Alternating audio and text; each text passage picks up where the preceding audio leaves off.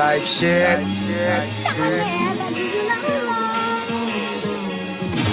Stop playing with me, Dre. DJ K. Come on, I'm doing shit. Fuck all that young shit. I'm cool with shit. Type shit. Activities. I'm doing shit. Fuck all that young shit. I'm cool with shit. Type shit. Activities. Posted up on the island with a bitch. They call me cause I ain't on that dumb shit. Yeah, I'm rich, but act broke with a bitch. Duval day, I really do it for the kids. Getting checks, never gotta work a job. No Viagra, dick still get hard. I can make your auntie swipe a credit card. OG in the game, realest that you ever. Aunties get down on the floor. Show these poor ass hoes how it go. Back it up like Freak Week 94. Is she under 24? It's a no. Come on, I'm doing shit. Fuck all that young shit. I'm cool with shit. Type shit. Activities. I'm doing shit. Fuck all that young shit. I'm cool with shit. Type shit.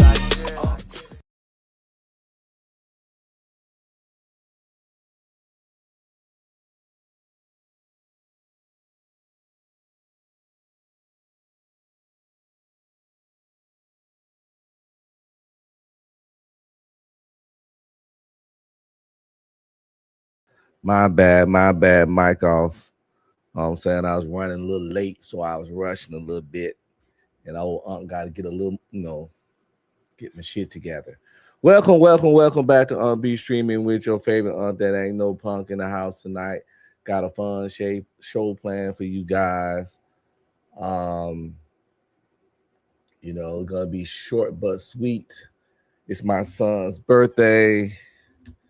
He's turning 21, my middle son, and we're going to take him out to eat sometime this evening. We're gonna take him out to eat. He want to go to Lone Star Steakhouse or some shit like that. So, but I'm still gonna do my thing, do a show. Let me get a little music going real quick. Today's episode. Who you gonna call? We're gonna do some ghost stories, man. We're gonna do some ghost stories. It ain't spooky season, but it's always spooky season. Because like I told y'all yesterday, I am a believer in things that are supernatural, things that are unseen, things that are outside the box. I seen UFOs, and I seen ghosts. And we're gonna get into it today. We're gonna watch a video. Since I stay in Texas now, the most haunted places or ghost stories in Texas. I'm from Louisiana. We're gonna watch some ghost stories from Louisiana. I'm gonna tell y'all my own ghost stories. Feel free to share your ghost stories in the chat. If you don't believe in them, it don't matter because they believe in you. No.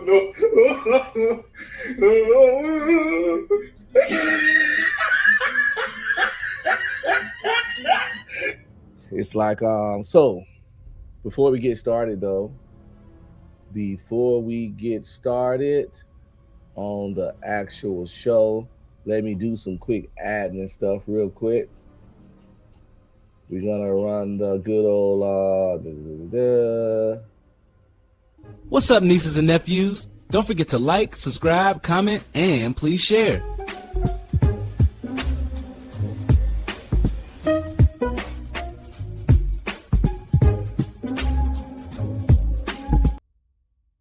Please hit my Cash App at UncB Streaming or the Ko-fi link pinned to the top of the chat.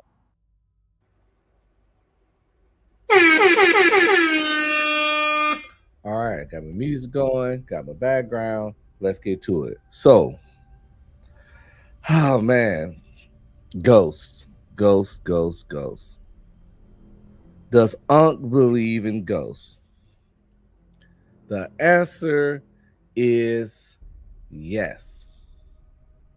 Is Unc crazy? The answer is yes. However, my being crazy ain't got nothing to do with the ghost I synced. With the ghost I synced it. You know what I'm saying?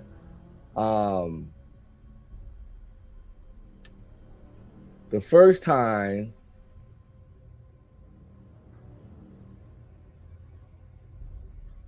what's up, 18th letter? Oh yeah, retro gaming is the best, man. Retro gaming is the best. I used to have some emulators on my computer where you can play like NES, Super NES, and like PlayStation 1. And all you gotta do is download the little ROMs. It was an emulator system, but that shit's dope. I think, gaming is always a good hobby and a good pastime to kill some time, unwind, regardless of man, woman, whatever. This fly's gonna drive me crazy, but I'll take care of him later.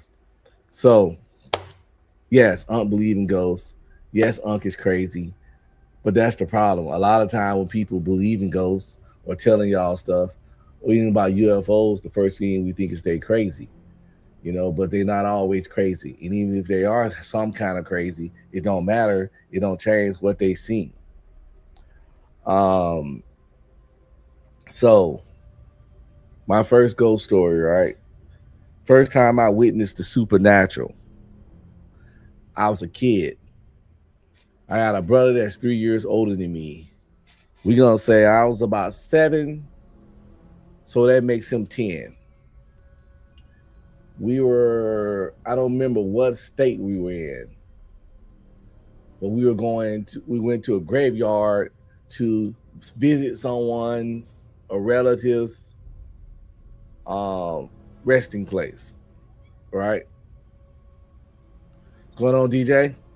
Went to a graveyard to visit someone's resting place at night. So it was very strange and horror movie-ish and peculiar. But, I was with my grandmother, granddad, and I don't know why we went there at night, but clearly they didn't believe in ghosts and didn't fear the supernatural or didn't give two fucks about either or, because they went to the graveyard at night. And strangely, it was a foggy night too. It was a little layer of fog on the ground. It had all the fucking horror movie fucking aspects, all the ghostly shit. So we up there. We go see the little site. They do whatever they came there to do. I don't know what that was. And we got we did our thing. Kids, we not paying attention. We really don't know what the fuck going on, to be honest. You know what I'm saying? We just there. I ain't gonna lie, we kids, we just there. And as we're leaving, we're sitting in the back seat, right? We're sitting in the back seat, we're leaving the graveyard. My brother said, "Hey, look, what's that?" We get on our knees. We looking out the back window. I bullshit you not. I saw more wet footsteps following us out the graveyard on the ground. And as the car started speeding up, the footsteps start moving faster and faster. You can see the shape of a foot. It looked it was walking because we pulling out the thing slow. And we I'm telling you, and I honestly think animals and kids have a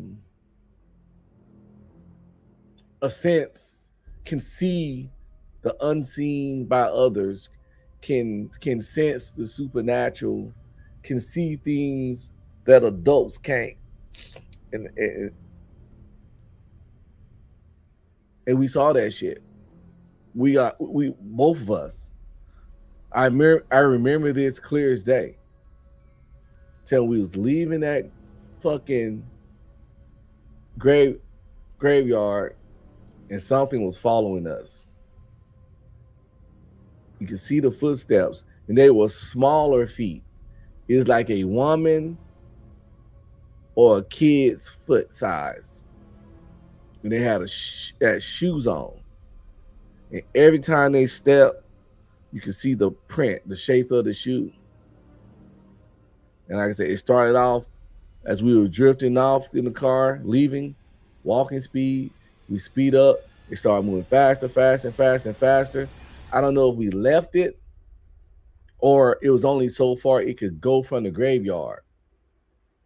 But I saw that shit. It was a well lit night. That's probably why they went out there. So the moon was out, the lighting was good. It wasn't my imagination. My brother saw it first. I saw it too. We both saw it. To this day, we remember that shit clear as day. And that was my first introduction to ghosts, to the supernatural. And I've been a believer every fucking since.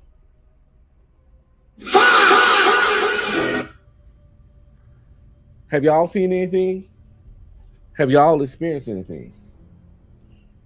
Am I the only one? Am I alone in this? I know I'm not, because there's people all over the world that have stories just like this, and sometimes even more. Let me know if y'all experience this, some kind of bumps in the night, something visual.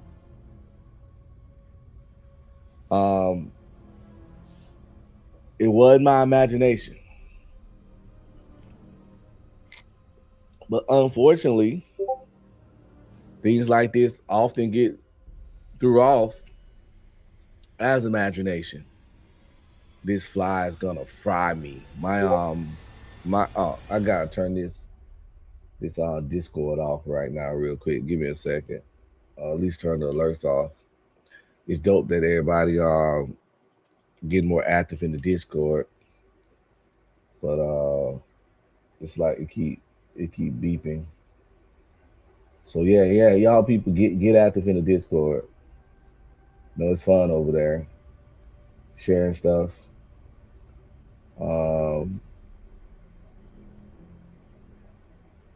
And communicating, getting a better understanding of the person, seeing that people got interests outside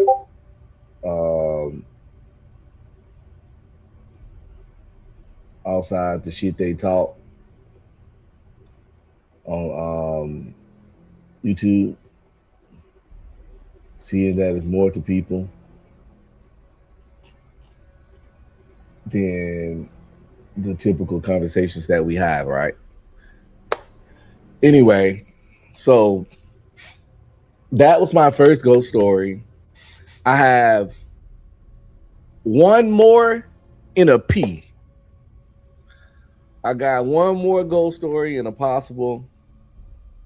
I only call that a possible because people usually like to explain it off as what's that shit with sleep paralysis.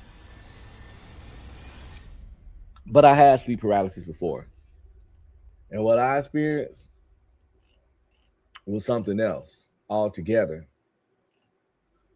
in my opinion. But before we get to my second ghost story, we are going to check out some other ghost stories. We have to like get into the flow of things. So we're gonna start off in Louisiana, land of the voodoo, down there in New Orleans. You know what I'm saying? Where they bury the bodies above ground. We're gonna go 10 haunted places in Louisiana where the bayou breathes in voodoo tones, and see what's going on over there in the boot. I don't remember what state I was in when I had seen these ghostly feet in the graveyard, but shout out to Chat GPT, and then I use Grok, Grok, to animate it, for that background right there. I think it came out pretty solid. Let's get to this video, man. I'm gonna make believers of y'all. I'm gonna make believers of all y'all about UFOs, about ghosts, and other things. Even if I don't make believers of y'all. Oh, damn it. Move, cat. Oh my God. We're at least gonna expand your mind.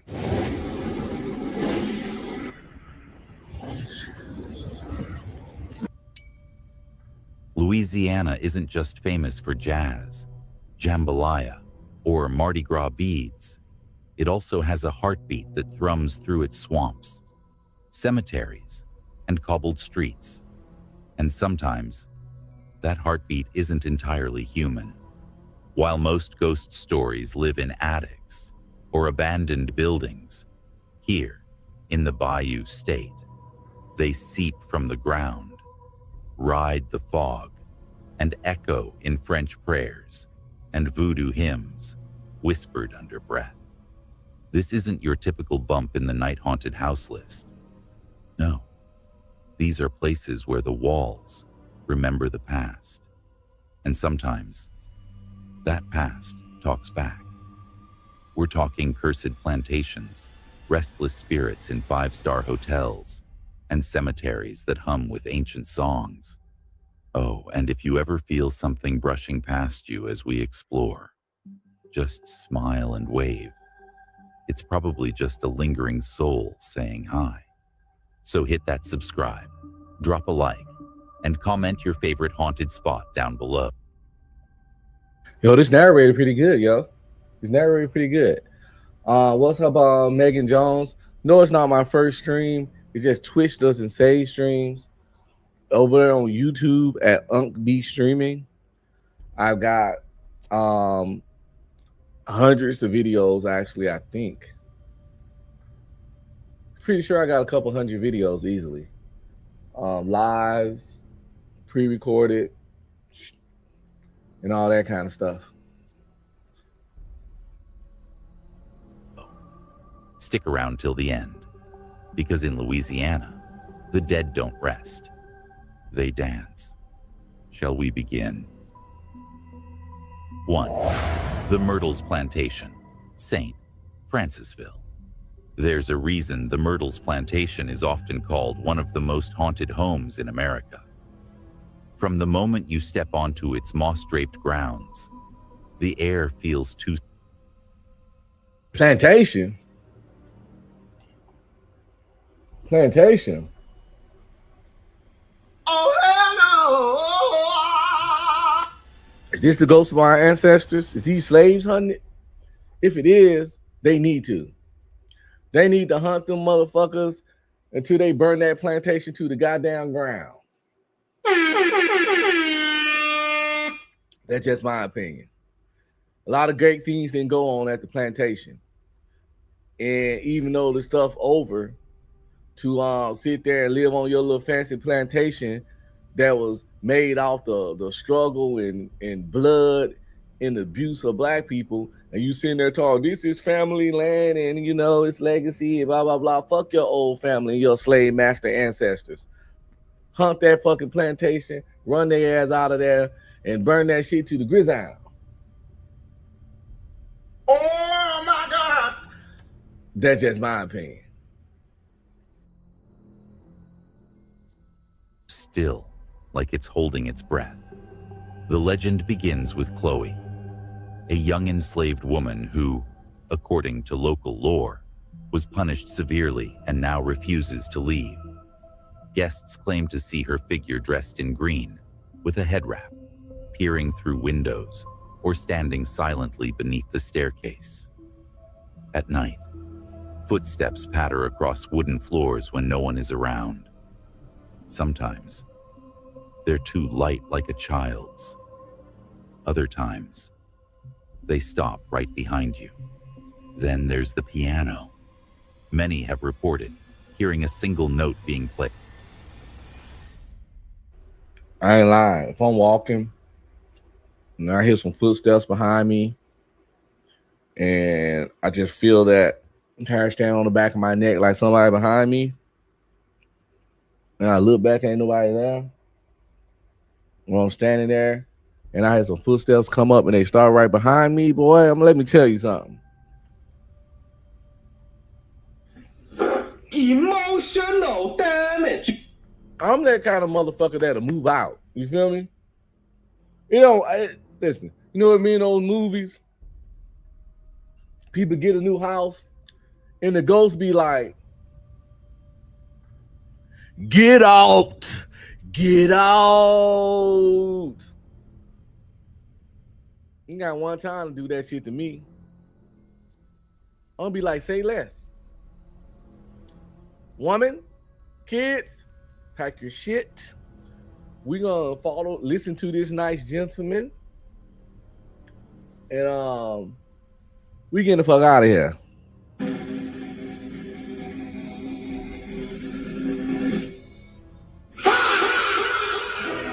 No hesitation.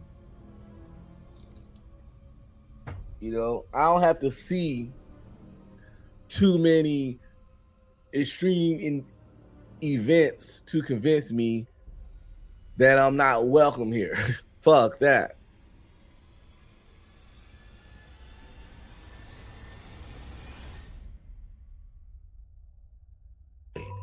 Again and again from the parlor. But when someone enters the room, the keys fall silent, even more unsettling. Security cameras have picked up flickers. I never thought about this, Candy, but this is a good point. My girl Candy Cane Lion says, you know, the most offensive part of visiting Louisiana was them trying to charge us to do the plantation tour. No.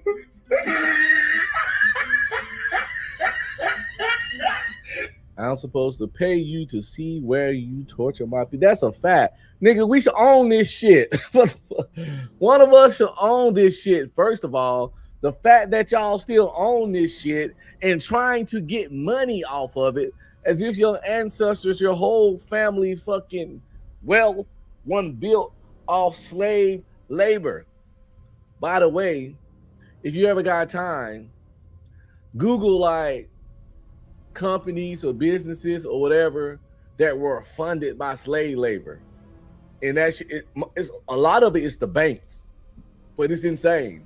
You got companies and businesses that exist this day that got their full startup. Slave labor was their primary, hiccups, their primary fucking investors. Slave money. You know how people like that business will start with blood money? This business will start with blood money, slave money, torture money, oppression money, rape money, inhumane fucking acts money. And it'd be like a lot of our major banks and shit. It's insane. Check it out one day. Might do a show about it. Who fucking knows? My shows be random as hell and all over the place. But as long as I help someone think outside the box, think of something they rarely think or talk about, or just an alternative perspective to their usual conversations, then I feel like I did the Lord's work. Because that's what excites me the most, is taking a person that only think about like work, money, relationships, what they're gonna eat that day, what they're gonna drink, what they're gonna smoke, just the basic, low-level, mundane thought process, and I insert something into their head that normally would have never been there, that might stimulate some synapses and just, you know, expand or broaden their mental horizons per se. I love doing that shit. Before I switched my major, my first major was education. When I joined the Army, one of my most interesting parts was teaching and training soldiers. So I always like to transferring information from my mind to other people's mind has always been a joy of mine per se. Shadows moving across the halls. Shadows that don't belong to anyone present. People come for the history, but they often leave with more than just photographs. Some leave with scratches, some with stories, and some with something they can't quite name. 2. LaLaurie Mansion, New Orleans.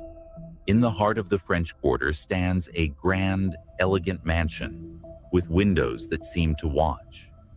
Tourists pass by every day, snapping photos, few realizing the horrors sealed within its walls.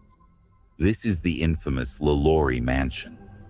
Once the home of Madame Delphine LaLaurie, the house became a symbol of unspeakable cruelty after a fire in 1834 revealed the hidden attic where enslaved people were found chained, mutilated, barely alive.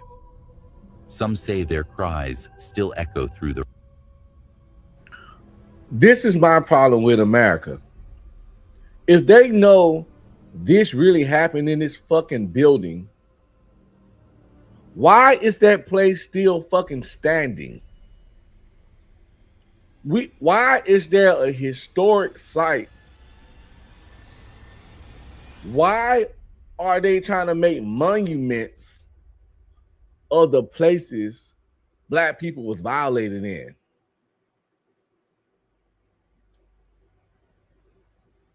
If I was rich, I'll buy that shit just to tear it the fuck down.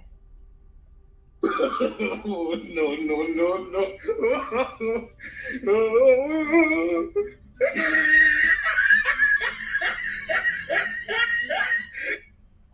Straight up. That's nuts.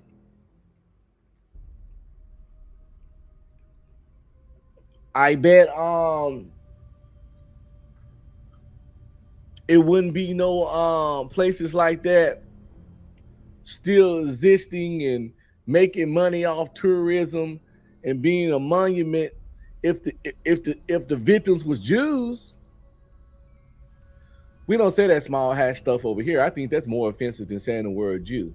If YouTube can't read context, I'm sorry for their AI. You notice earlier I said rape. You know why? Because that's the real word. I'm going to say murder. I'm going to say rape. I'm going to say Jews over here. Because I'm not going to let YouTube make me talk like I don't know the meaning of words and I'm fucking retarded. Context matters. I didn't make up the word retarded or retardation. If it offends someone, it is what it is. I'm going to say midget.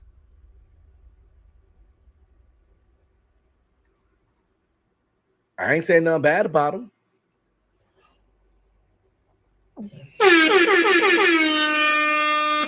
Let's go. Rafters. Neighbors and visitors have reported the unmistakable sound of screaming raw, human, and desperate coming from the upper floors. But when authorities investigate, the rooms are empty and cold. Others speak of figures that appear briefly in the windows charred, smoke-like shapes that vanish when approached.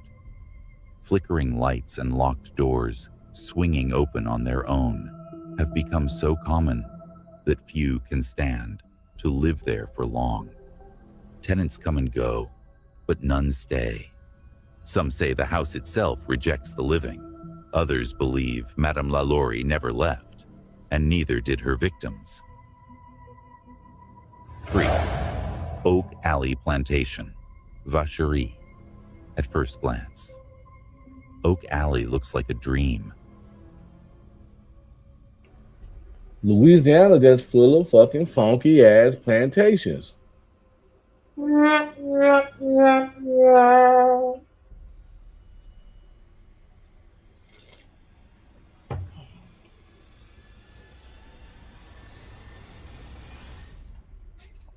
We out here protesting Target. We might need to be protesting the existence of these motherfucking plantations and how people still out here capitalizing and monetizing the pain and suffering of our goddamn ancestors.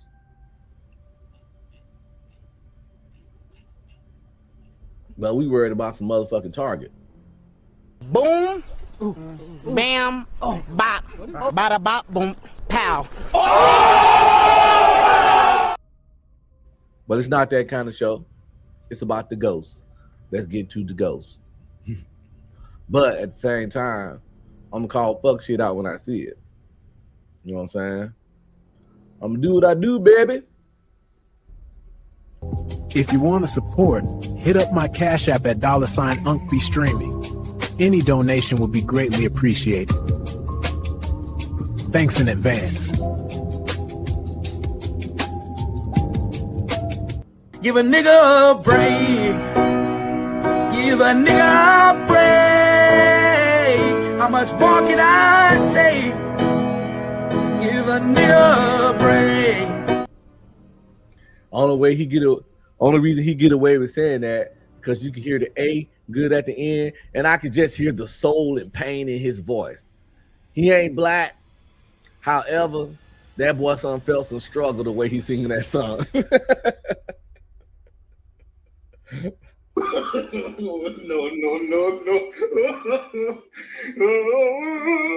No. It's a longer version to that song. It's actually not bad.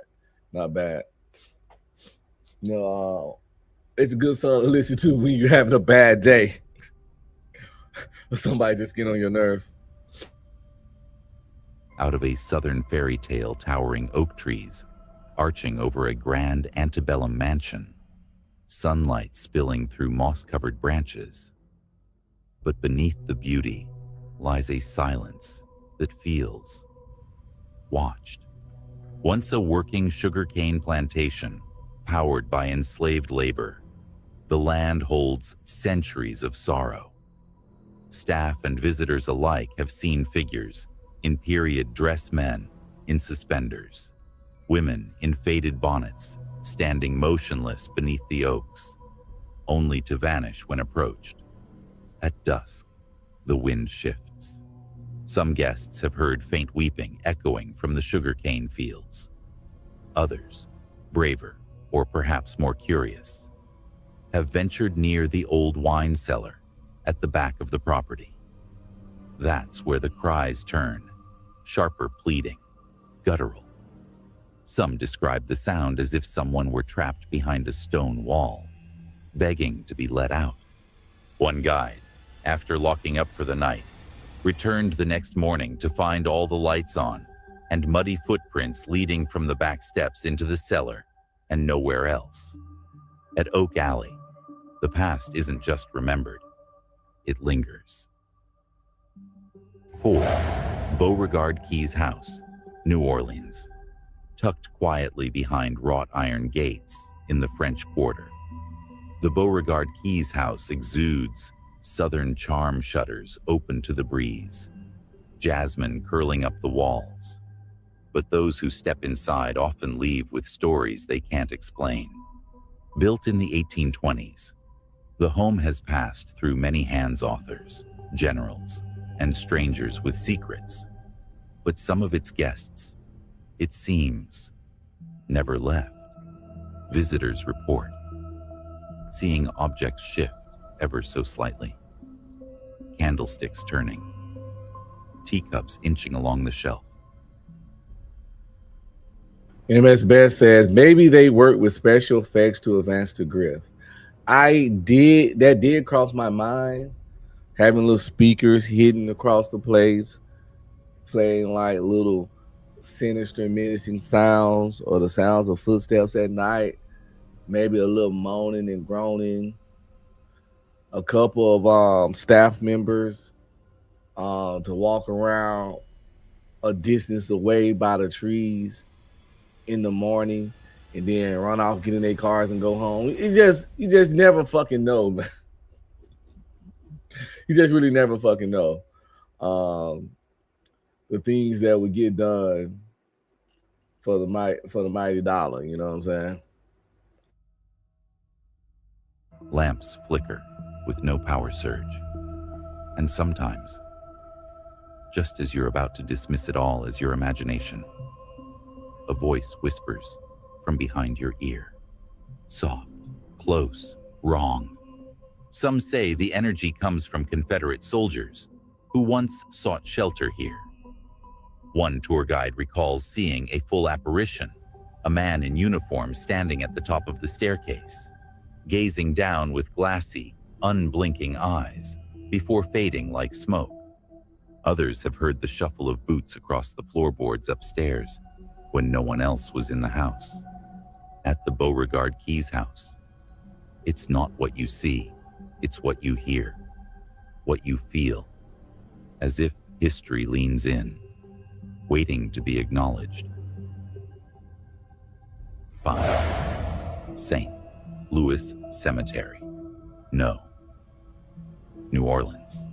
Step through the wrought iron gate of St. Louis Cemetery No. 1, and you'll feel it instantly, a shift in the air, thick with heat, history, and something else, something watching.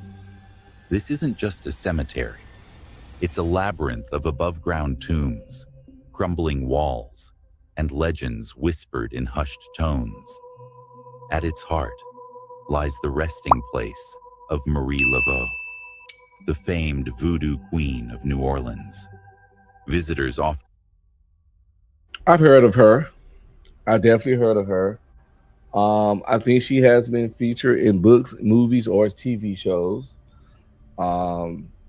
Yeah. I don't know a lot about her story, but definitely the name ring bell in my head as soon as I heard it. Have y'all? Let me know. Have y'all heard of that name before? Marie Laveau. I like how they had their names down there, those little Creole names. This fucked up. To me, the most famous Creole person I know, the most famous person from New Orleans, ain't even a real person. It's Gambit from X-Men. Oh my God. You know that boy, New Orleans native. You know what I'm saying? My Sherry.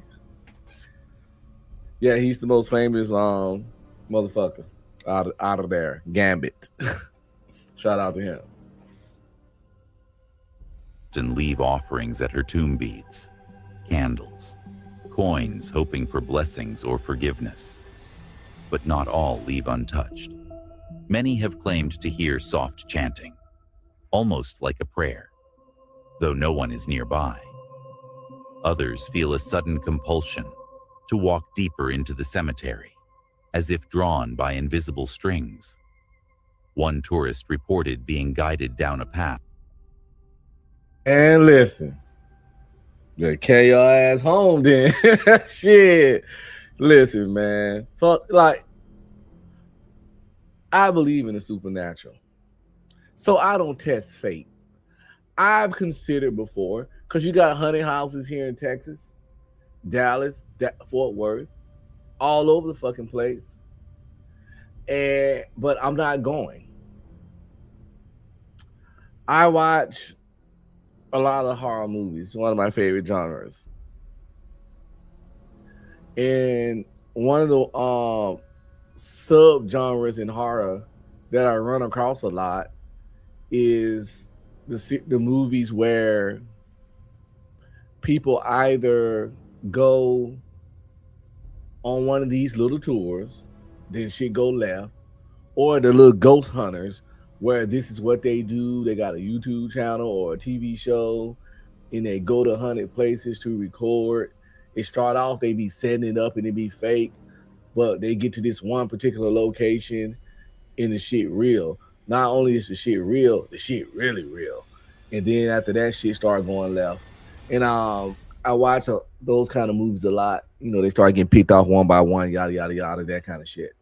But because I watch those movies a lot, I'm extremely hesitant to go on any kind of haunted house ghost tour type shit, especially at night. Oh, hell no! Is scary? You can say yes. I won't get mad at you. Ghosts ain't gonna get me. That didn't appear on any map. When she turned to retrace her steps, There you go. the tomb I ain't even see that. See, he already knew. Yes, nigga. I'm scared. I am scared. around her had changed. Some call it disorientation. Others say it's Marie's way of reminding people this is sacred ground. And sometimes, sacred doesn't mean safe. Now, DJ, I know y'all got y'all legends and y'all myths and y'all ghost stories very unique to your country. I done talked about this to you personally before, but you need to start telling us more stuff, man. Next time you live, I'm gonna bring it up, man. I never met a person from your country, and I know y'all have a rich fucking history and a rich fucking culture. Y'all got y'all boogeymen, y'all got y'all boogie women, and I as a person that's well traveled, I love learning about other people's stuff when I go to these countries. I might used to get on their nerves in Korea, in Iraq, in Afghanistan, in Germany, in Scotland, but I'm an inquisitive motherfucker. I want to know your lore, your legends. You know what I'm saying? Your version of the fucking Loch Ness Monster, or the Chupacabra, or the Mothman, or whatever, all the weird shit we got here in America. Yeah, I think every country, nationality, culture has their urban legends, their myths, and I find that shit extremely fucking interesting.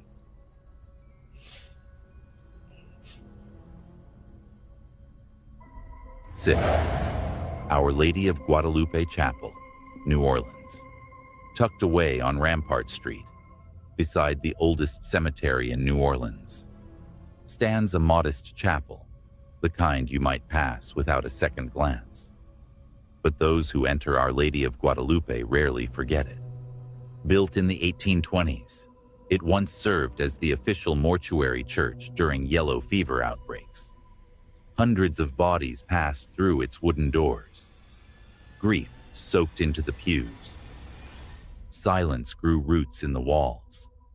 Visitors today describe a stillness that feels too heavy. Candles flicker to life even when the air is dead calm. So, do y'all believe in energy? Like I said, I think everything's made of energy. We made of energy. Everything you touch made of energy. You know, the energy cannot be destroyed. It can only be what? Transformed or transferred, one of those, whatever. And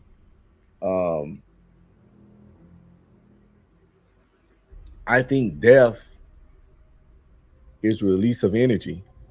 But again, energy can't be destroyed. So sometimes where does that energy go? I believe that if enough death can happen in a specific location, when all that death energy is released, it can get absorbed into the energy of that place. And that's when the death lingers. That's when the spirits linger. That's when you get places like this. You get these kind of places. There's no way I can prove this. It's just a theory of mine based on my limited understanding of the supernatural. Some say the flames pulse as if breathing. Others report hearing long, weary sighs coming from empty benches, as though someone just sat down beside them or never left. One woman attending a daytime service claimed she felt a cold hand graze her shoulder during prayer. She turned. No one was there. And then there are the funerals, or rather, the phantom echoes of them. On quiet mornings, staff have heard distant organ music, footsteps pacing the tiled floor, and faint weeping near the altar, only to find the chapel completely empty. Here, mourning doesn't always end with burial. At Our Lady of Guadalupe, it lingers like incense in the rafters. 7. The Old Ursuline Convent, French Quarter. The Old Ursuline Convent sits quietly near the Mississippi River, its white shutters and manicured gardens belying.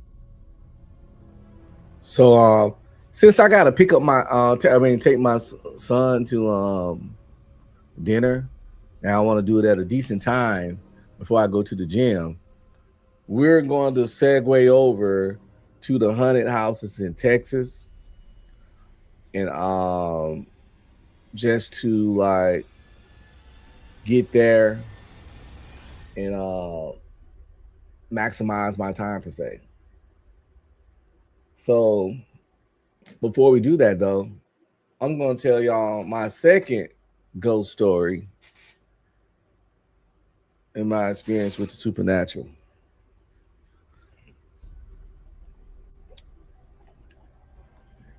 People might try to call this sleep paralysis too, but I know what I seen.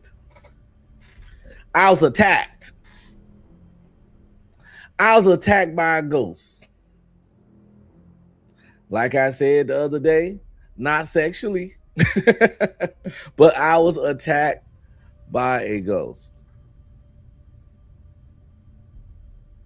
And I had to fight that motherfucker. And I won. And it wasn't a dream, I'm telling you. I felt it. If I had lost, I think I would have lost my life. I was asleep in the bed.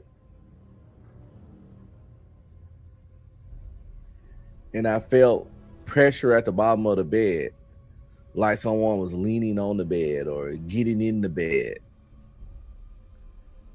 And I groggily woke up.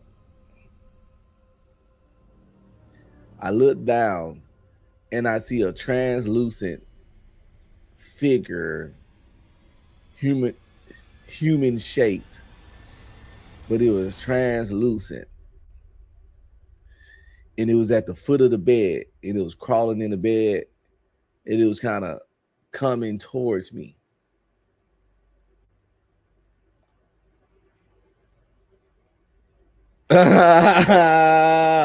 Don't do me like that, DJ. Translucent, nigga. Translucent.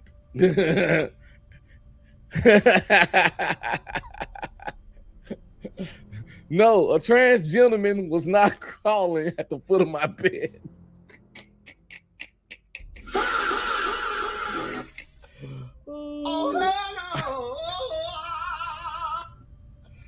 Translucent.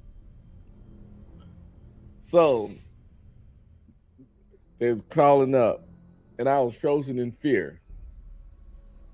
Some people say, nigga, that was just sleep paralysis. I'm like, no, nigga, I was up. I was just frozen in fear.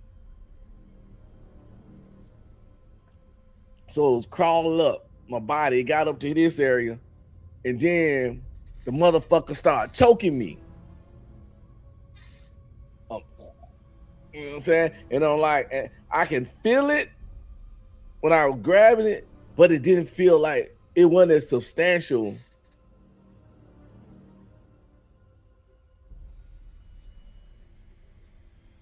Yeah, I think it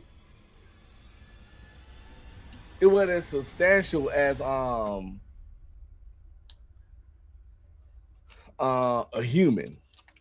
It was solid, but it was a little more squishy.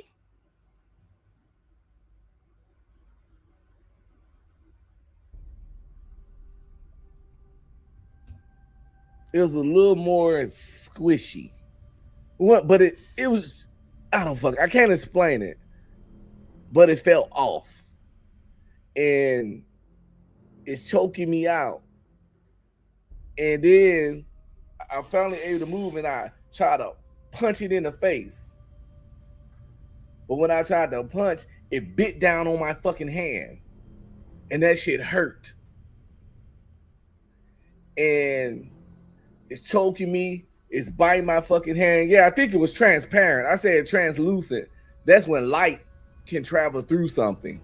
Y'all get the fuck I'm saying. Leave me alone. Oh shit. DJ said transparent. It's some of those out here too. Definitely. In this 2026.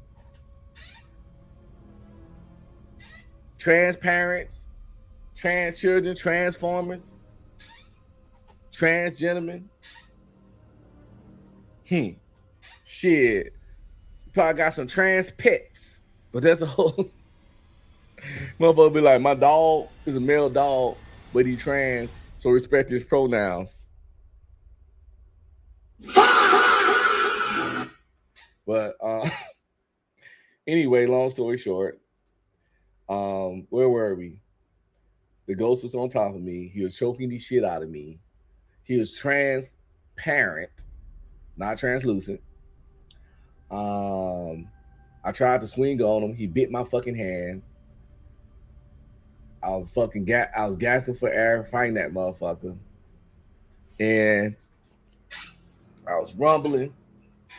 And I'm like, I'm awake. My adrenaline pumping. So how I know it wasn't a dream? Because every time my adrenaline pump in my dreams, that's usually when I wake up. When my dreams get intense, I usually wake up. Man, I'm getting kind of swole. Listen, this shirt, this ain't no small shirt.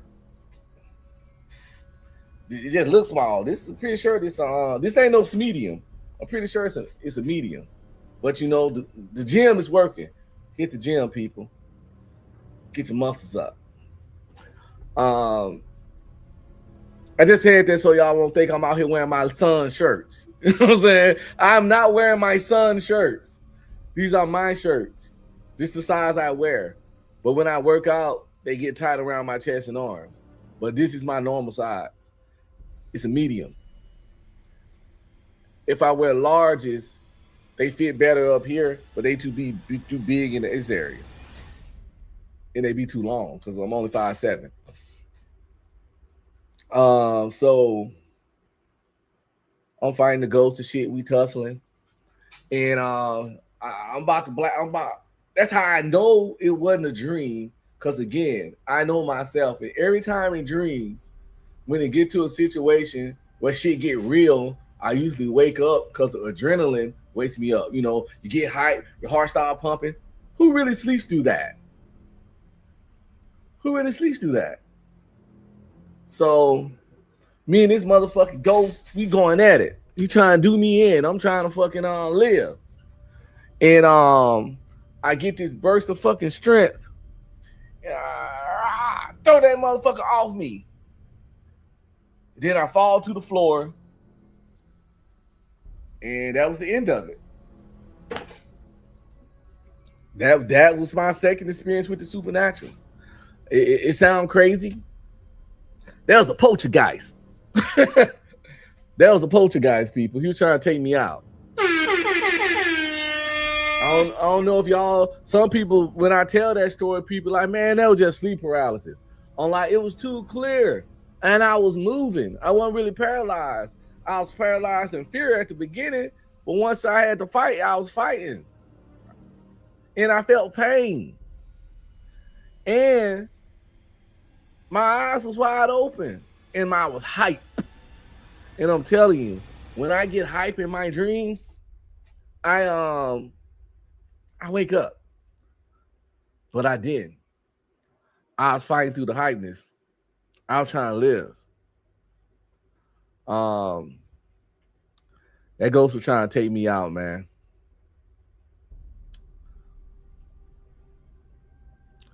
Y'all ain't gotta believe old Y'all ain't gotta believe me. That ghost was trying to take me out.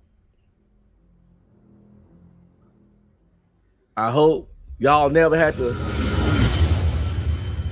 If you ain't been through what I've been through, I hope you don't never have to go through what I've been through, because that shit was terrifying.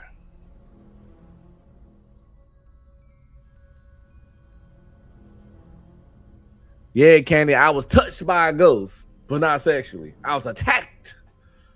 And I had to fend for myself. It was scary. It wasn't a dream.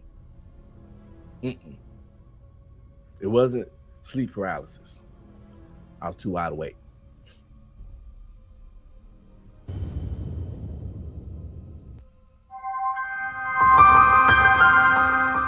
Think you know Texas? Think again? Tonight I'll take you through 14 of the Lone Star State's most bone-cold, spine-tingling places, from haunted hospitals and cursed bridges to hotels where guests disappear from photographs. Stay with me. Wait until 7, because that one will make you think twice before crossing any old bridge after dark.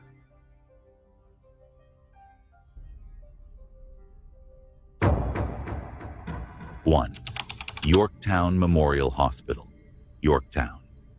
You step through the rusted front gates, the air heavy with the weight of forgotten screams. Yorktown Memorial Hospital, built in the 1950s by the Felician Sisters, once served as a beacon of hope for the sick and the dying.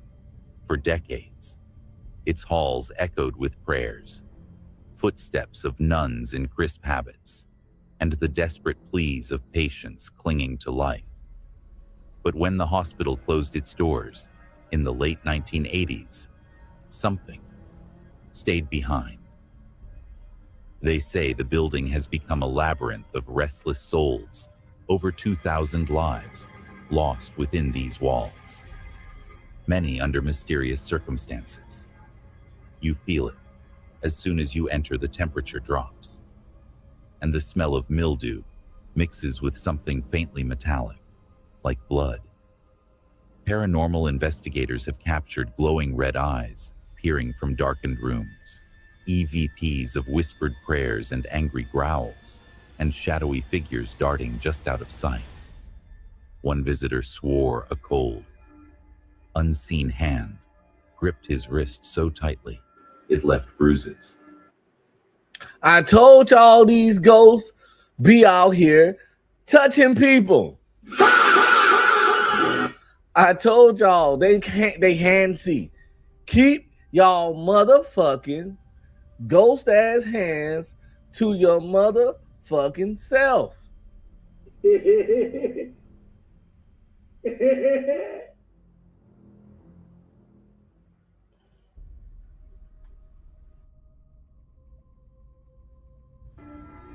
You walk deeper, your flashlight beam trembling as it catches the abandoned surgical ward. The gurney still sits in the center, rusted instruments laid out, as if waiting for the next patient. A shadow moves across the far wall, but there's no one there.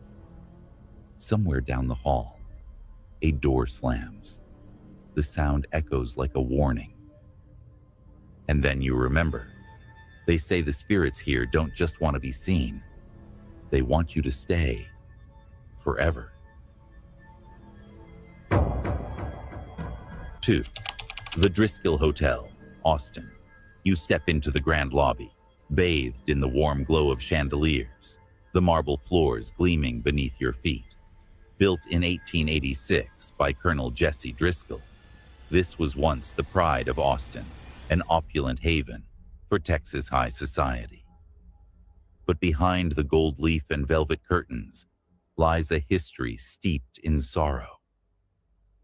Legend said That nigga said, I don't know. I don't mind a ghost job from a fine ghost bay. Listen. Some ghost dome.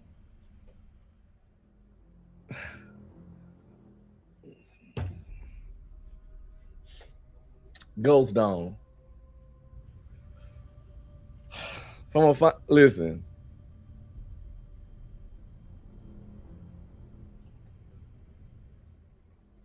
Ghost Dome might be fire, yo. Hey. Ghost Dome just might be some top tier motherfucking neck. I'm just saying. I'm trying to take it a pound, pound, pound, town. I'm trying to lay that pussy down on the ground.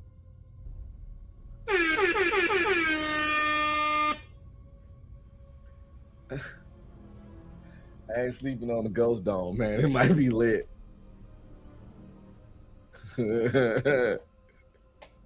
Oh shit. This nigga must be smoking.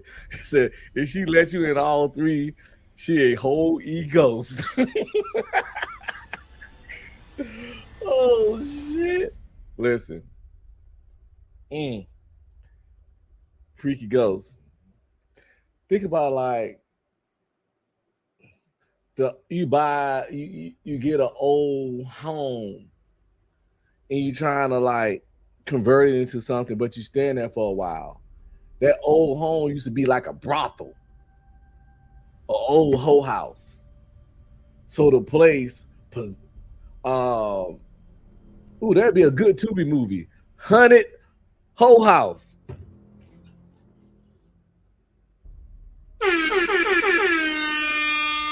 It's a horror comedy called Haunted Hoe House. These dudes, you know what I'm saying? A long lost relative passes and leave them this property, and they kind of going through it. It ain't got none to go where they at, and they go down to the property to claim it. They got plans to flip it and sell it, but the place is haunted by the hoes of the past, and all a hoe know how to do is be a hoe. Even in death, hoes gonna hoe. And the comedy ensues and the horror ensues after that. That's the basic premise. I ain't fleshed out the whole script, but there you go. The Haunted House of Hoes or the Haunted Hoe House, one or another, coming to be soon. I definitely watch it. Definitely watch it. Starring King Bach. That's his name. His name King Bach. King Bach. HaHa Davis. And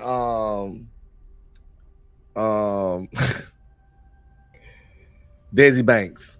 Sorry, King Bach, HaHa Davis, and Desi Banks. Haunted Hoe House. Coming to a theater near you. Oh, or if I can't get none of them, I throw Lil Duval in it.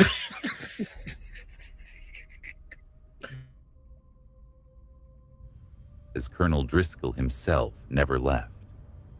Guests have reported the distinct scent of his cigar, drifting through empty halls, the creak of heavy boots pacing the corridors at night. But his spirit is not the only one wandering here. Room 525 carries a chilling reputation. Two brides, decades apart, took their own lives here, each on their honeymoon. The air in that room is said to press against your chest, thick and suffocating, as if the walls themselves remember their despair. Then, there's the little girl. She's seen bouncing a ball down the staircase, wearing a Victorian dress. Witnesses describe the ball rolling to a stop at their feet, yet the girl vanishes when they look up. Paranormal investigators have recorded faint giggles. Listen, I kick that ball in that little girl and get the fuck out of there.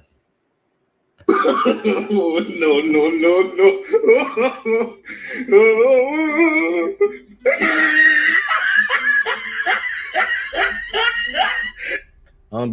I'm scary, but I'm also willing to attack before I get the fuck out of there. Because sometimes you gotta hit a motherfucker then run, so they won't be able to chase you.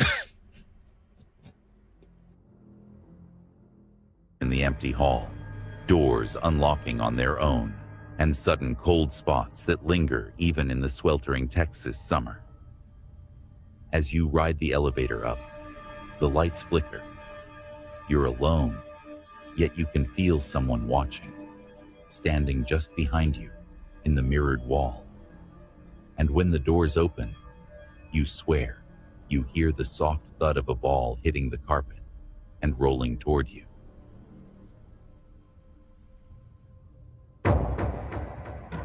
Three, the historic Jefferson Hotel, Jefferson. You push open the heavy front door, and the scent of aged wood and something faintly sweet greets you. The historic Jefferson Hotel, built in the late 19th century, began its life as a bustling cotton warehouse before transforming into a grand hotel. In its heyday, it welcomed riverboat travelers, merchants, and dignitaries. But somewhere along the way, the laughter faded, replaced by whispers and shadows that never left. The most infamous story here is of a woman in 1912, a heartbroken guest who hanged herself in her room after her lover abandoned her. They say she still wanders the second floor, her footsteps slow and deliberate.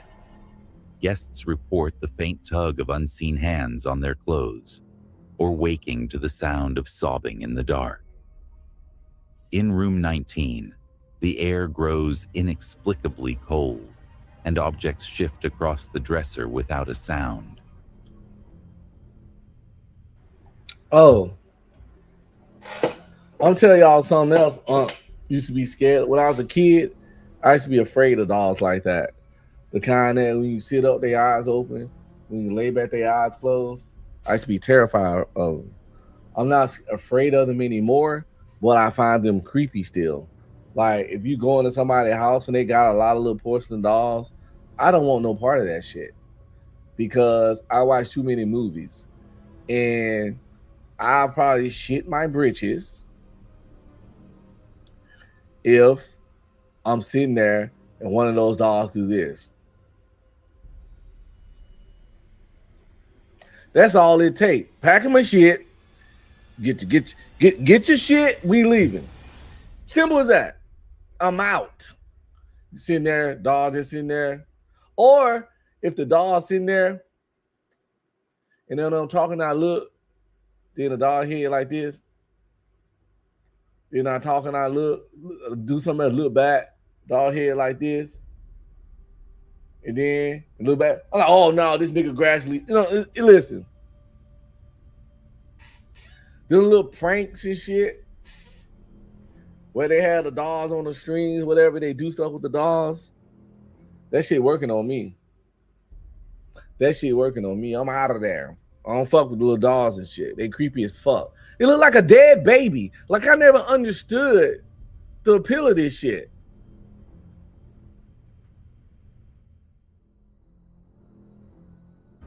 Then there are the lights, old bulbs, flickering in unison, as if signaling some message from the other side.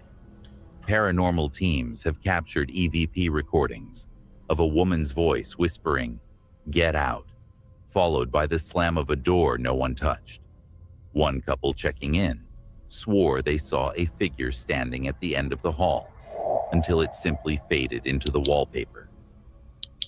As you make your way down the long, dim corridor, the floorboards creak under your feet. Somewhere behind you, A door clicked shut. You didn't hear anyone pass. And in the reflection of the antique hallway mirror, there's a pale woman staring back at you. But when you turn, the hallway is empty. Kenny Kane says, man, listen, I remember being a kid and my little brother's toy just started playing by itself in the middle of the floor. Scared the crap out of all of us. It would start playing music. Listen, I don't, simple shit like that, I don't fuck with. I mean, one time I was in the military, I was in the barracks, and me and one of my battle buddies, we was watching some fucking movie. And that nigga remote was clearly on the counter. He ain't had no extra remote. We was watching the movie, and the TV just started going up. The volume just started going up, nigga. Like, I'll tell you, hey, listen. Black people ain't scary, but when it comes to the supernatural, we scary. But it's the kind of scary that saves lives if shit were to go down. That's why we got all those jokes about we ain't curious. We don't, hey, I heard a sound in the woods. Let's go check. No, we out of there. We was sitting there watching the movie, whatever it was, enjoying the movie, nigga. The volume started going up by itself. We looked at each other, nigga. Hey, nigga, let's go to the mall. We got the fuck up out of there, man.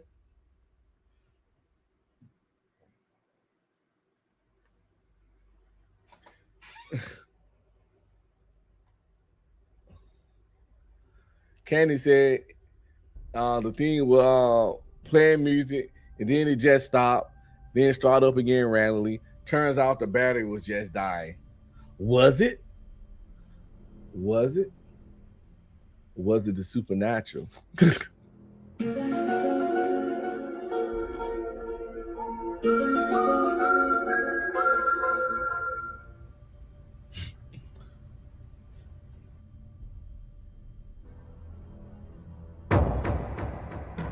Four, the Alamo, San Antonio. You stand before the weathered limestone walls of the Alamo, its facade bathed in the glow of evening lights. In 1836, this was no mere mission. It was the site of one of the bloodiest battles in Texas history. For 13 days, Texian defenders fought against the Mexican army, outnumbered and surrounded. When the final assault came, more than 180 defenders fell. Their bodies burned, their spirits bound to this ground in defiance. The Alamo's history is carved into its stones, but some say the real story lives in what lingers here. Guards have reported phantom soldiers patrolling the ramparts at night, their muskets at the ready. Visitors speak of hearing the faint echo of battle drums beating, steel clashing, men shouting in languages long silent. In the chapel, the temperature drops suddenly, and an unseen presence brushes past, as if a soldier is hurrying to his post. One night, a security guard swore he saw a tall man in 19th century uniform standing at the entrance. When he called out, the figure simply turned and walked straight through the wall. Others tell of shadowy shapes. When I saw the man and called out and he turned and walked straight through the wall, I would have immediately turned and walked straight to my motherfucking car.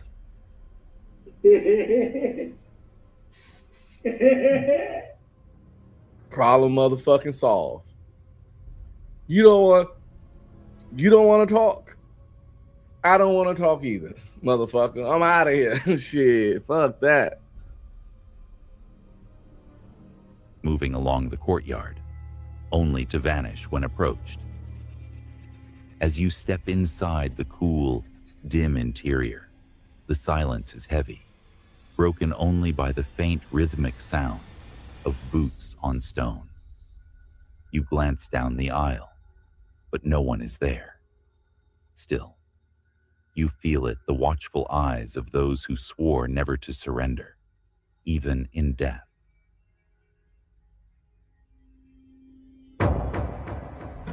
Cinco, Hotel Galvez, Galveston. You walk into the elegant lobby of the Hotel Galvez, the Queen of the Gulf, its grand chandeliers sparkling as the sea breeze drifts in from the shoreline. Built in 1911, the hotel has survived hurricanes, roaring parties, and decades of luxury. But beneath its polished charm lies a tragedy that still walks its halls. They call her the lovelorn lady. In the 1950s, she checked into room 501, awaiting her fiancé, a mariner at sea. Days turned into weeks with no word. Believing his ship lost, she hanged herself in despair. The cruel twist, he returned alive, only to find her gone forever. Guests in room 501 speak of lights flickering without cause, the faint smell of roses drifting through the air, and a crushing sadness that presses in from the walls. Staff have heard soft sobbing from the empty room, doors unlocking themselves. The funny part, it's probably people paying extra money just to stay in that particular fucked up room. Oh, hell no. I'll pass. But you got motherfuckers get off on that kind of shit. And gonna spend premium money. Speaking of money, Please hit my Cash App at UncB Streaming or the Ko-fi link pinned to the top of the chat. Give a nigga a break. Give a nigga a break. How much more can I take? Give a nigga a break. I count boom boom.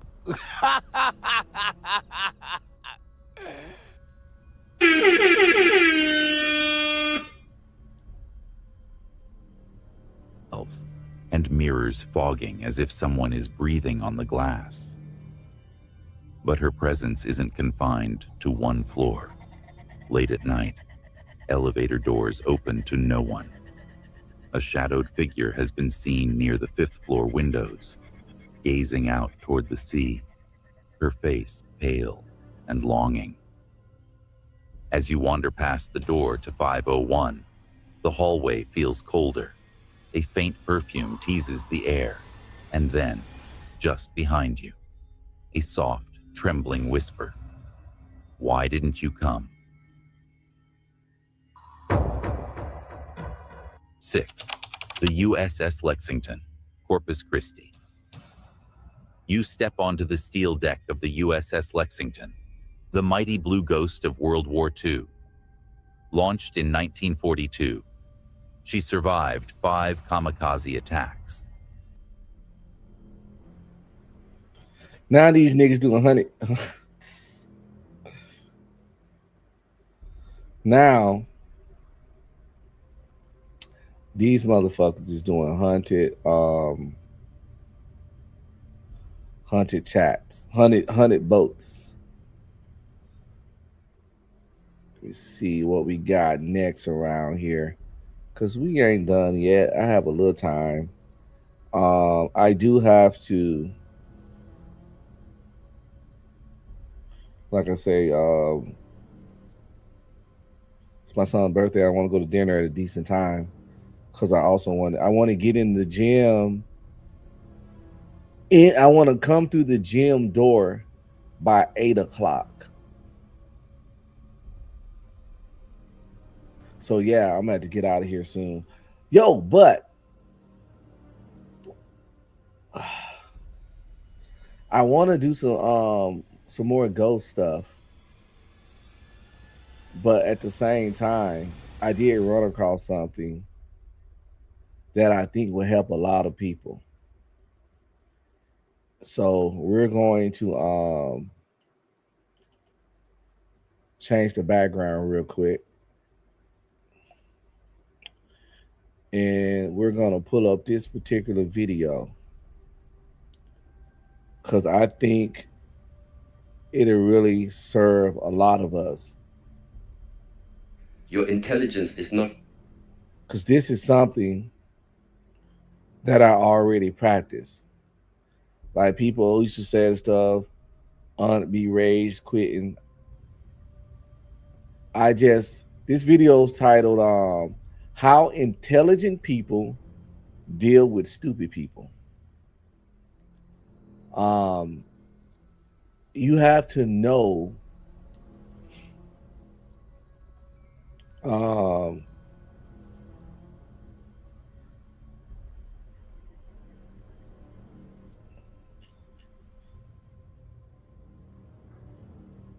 in the thumbnail says never argue again. That was a thumbnail saying never argue again. And the title is How Intelligent People Deal with Stupid People. And you gotta realize when a person's not trying to have a real conversation, when the conversation ain't go. I see people get caught up in that all the time. And even I sometimes get caught up in it, but I train myself to get out of there as fast as possible. Shout out to DJ Witch Doctor over there on the Ko-fi link. Appreciate it. Let me see. I don't even have my Ko-fi. I need to be having it open on the back end, but I can do that right now. But yeah,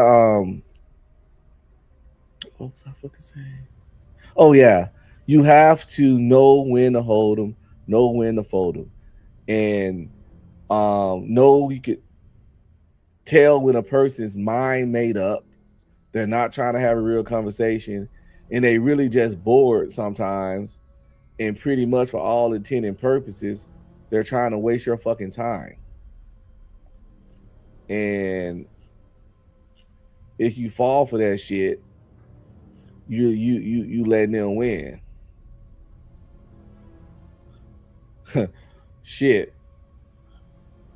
You right. DJ says give a nigga a break. Salute to you, brother. Appreciate it. Give a nigga a break. Give a nigga a break.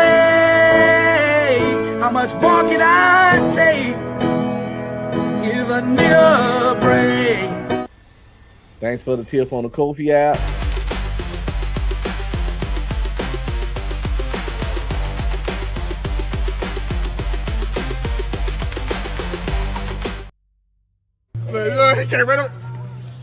Oh, just give me my money. Just give me my money. Okay. Give me my money.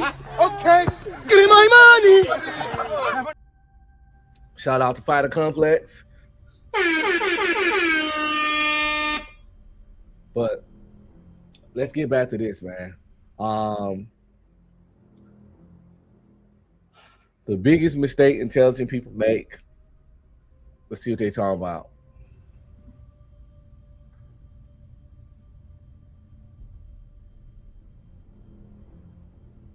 The most brutal mistake intelligent people make is this. They keep explaining themselves to people who are committed to misunderstanding them. Facts on facts on facts. That's how I deal with fucking relationships, friendships, and that's what I be doing in this YouTube shit. Motherfucker committed to understanding you. And sometimes you think they actually trying to converse, but you have to realize the faster, the better you realize that, hold up, this motherfucker is not trying to understand me. And that's when you be like, you got it. You got it. Or you be like, you know what? I got better shit to do. Hit that X and get out of there. in the trolls to the channel. Oh, nigga, I'm not finna sit here and have a conversation with a stupid person and waste my time because I always got different things to do for your fucking entertainment. If you want to come have the stupid conversation with the person, you come have it. But I'm not finna do it for your entertainment. It ain't no amount of sign language gonna make me ever engage in shit that doesn't serve me. You keep trying, you can keep trying. You're welcome to keep trying though. You think stupidity needs correction. No. Sometimes stupidity needs distance because the moment you argue with a foolish person, you step into their battlefield. They do not need truth, they need noise. They do not want clarity, they want reaction. That's Jay Prince. Jay Prince don't want clarity. He just want reaction. And often he pull people in to argue with him. And you got to remind yourself that you arguing with a guy that said he didn't get past the 9th grade and then arrested over 30 times and don't wipe his butt good. That's the motherfucker you arguing with. So I'm telling you, at your job, friendships, relationships, family, and on this YouTube shit, take this shit into consideration. This motherfucker's stupid. And you argue with a stupid person, yes, you walking onto their battlefield. And it ain't gonna work. You gotta get out of there. There's no winning with stupid. There's no convincing. That's why you see motherfuckers on YouTube foaming out the mouth, spazzing out, wilding out, white shit in the corner of their mouth like Lil Boosie. Man, fuck that. I got countless video games on this computer and this Xbox I can play, and dozens of shows that I'm behind on, seasons behind on, that I can always watch. I can go in there and rub on my wife's booty. I can go in there and talk to one of my children. What I'm not finna do is try to have an intellectual conversation or share a word, because I love a nice, healthy debate. But when the motherfucker just on some fuck shit, you got to gizzo. And if they can pull anger out, they do not want clarity. They want reaction. And if they can pull anger out of you, they will call that anger proof that they were right. So before you waste your mind on someone who cannot even control their own mouth, remember this: wisdom is not winning every argument. Wisdom is knowing which people are not worth the cost of your peace.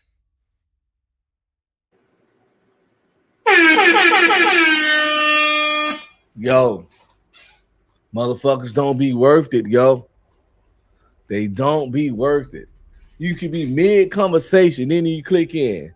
I'm talking to a fucking ass clown. I'm out of here. I am out of here.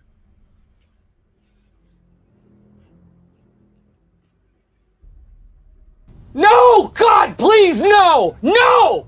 No! No!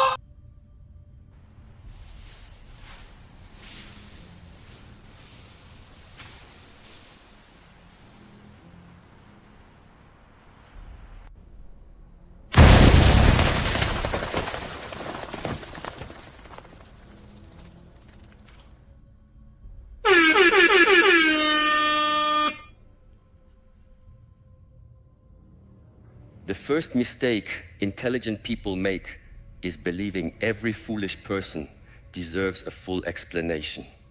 They do not. Some people are not confused because the truth is hidden. They are confused because confusion protects their ego. You can bring a lamp into a dark room, but you cannot force a blind man to open his eyes. And if you keep standing there, holding the lamp, begging him to see, you are no longer wise. You are wasting your fire. You got to know when to hold them, know when to fold them, know when to walk away when the dealing's done. The vast majority of the people are fucking intellectually disingenuous. A lot of them are not remotely as intelligent as they think they are. Their opinions or whatever they're trying to debate you about often be based in pure emotion, devoid of logic, facts of any kind. They don't respect or adhere to math, stats, proven science, and widely accepted, respected social norms. There's no back and forth with people like that. That'll literally be you, like I said, holding a lamp, trying to get the nigga to open his eyes. You're wasting your fucking time. And now you looking stupid because you sitting there holding a lamp to your arm shaking. You got to learn to let a motherfucker rest in their ignorance. And that's a big problem of mine because I told you my first degree plan was education. I love teaching. I love teaching people. I love inspiring, and I feel if I can say something to make just one person think a little differently, I feel like I did a great thing for that day. But I'm starting to run into more and more stubbornness and stupidity every day to where it's getting rough. But throughout the years, I developed the same tactics that this guy describing, and it really fucking helps protect your peace. Listen carefully. Your intelligence is not proven by how many arguments you win. Your intelligence is proven by how much peace you protect. A weak mind needs to defeat everyone. A trained mind knows that some battles are traps wearing the mask of conversation. Some people do not ask questions because they want answers. They ask questions because they want your energy. We see this every fucking day on YouTube.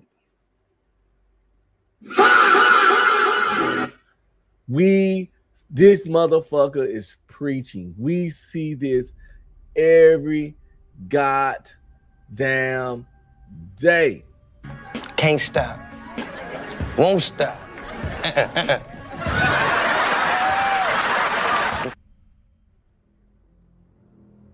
Mind needs to defeat everyone. A trained mind knows that some battles are traps wearing the mask of conversation. Some people do not ask questions because they want answers. They ask questions because they want your energy. They want to pull you from your center, make you explain yourself, make you repeat what was already clear, make you become frustrated, emotional, reactive, and then they point at your reaction and say, see, you are the problem. This is how foolishness wins, not by being right, by making calm people lose balance. The intelligent person understands one hard truth. Not every mind is ready for wisdom. Some people hear only enough to misunderstand you. Some people listen only for a word they can twist. Some people turn simple truth into drama because drama gives them importance. When they cannot rise to clarity, they drag clarity down into noise. And if you are not careful, you will kneel in the mud to argue with someone who enjoys living there. Do not confuse patience with surrender. Do not confuse kindness with weakness. Do not confuse silence with defeat. There are times when the most powerful answer is not another sentence, but a calm face, a steady breath, and the decision to walk away without hatred. A foolish person wants you to enter their storm. An intelligent person becomes the mountain. When someone says something shallow, insulting, arrogant, or completely without awareness, your first impulse may be to correct them. That impulse feels noble. It feels like justice. But look deeper. Sometimes the desire to correct is only the ego wearing a teacher's robe. You want them to understand because part of you cannot tolerate being misunderstood. You want them to admit you are right because part of you still needs. And then I had to realize these motherfuckers don't be misunderstanding. They don't want to understand. And once you realize that they purposely not understanding what you say, purposely twisting and converting your words, choosing ignorance,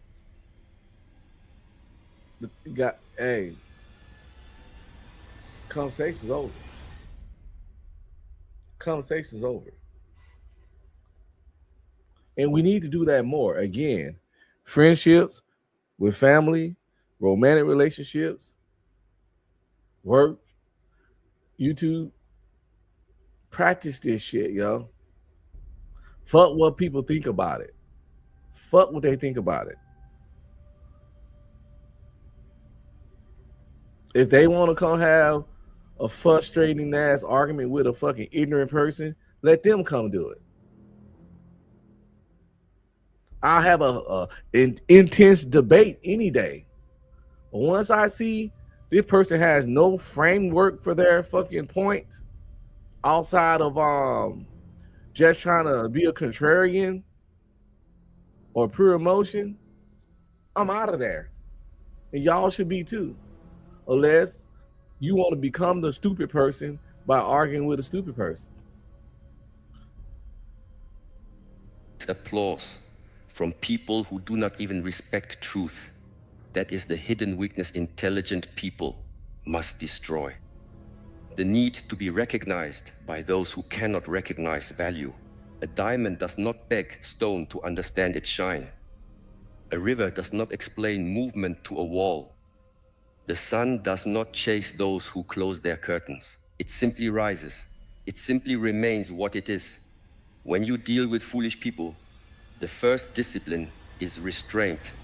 Restraint is not passivity. Restraint is strength under command. Any animal can react. Any angry person can shout. Any insecure person can prove a point for 20 minutes. But to feel the heat rise inside you and still choose your response, that is mastery. To hear disrespect and not become disrespectful, that is mastery. To see ignorance and not become bitter, that is mastery. Do not spend your life donating your nerve system to every person who speaks without thinking. Some people are foolish because they lack knowledge. These people can be taught. They may be clumsy, but they are sincere. They may ask simple questions, but they are open. Do not mock them. Do not punish them for not knowing what you know. Intelligence without compassion becomes arrogance, and arrogance is only another kind of stupidity. That's something else I have to learn and identify. I can tell when someone genuinely don't know, don't understand, and their questions are sincere and coming from a place where they're seeking knowledge. And I can talk with them all day. But when I can tell that when you're rejecting all numbers, all math, all stats, all science, all logic, all observable reality, I don't know what the fuck you're doing. You try and get your rocks off. You getting aroused. I don't know what the fuck you trying to do. What you're not trying to do is have a genuine conversation. So you pretty much saying fuck me. So I'm gonna say fuck you. And that's what we gotta do.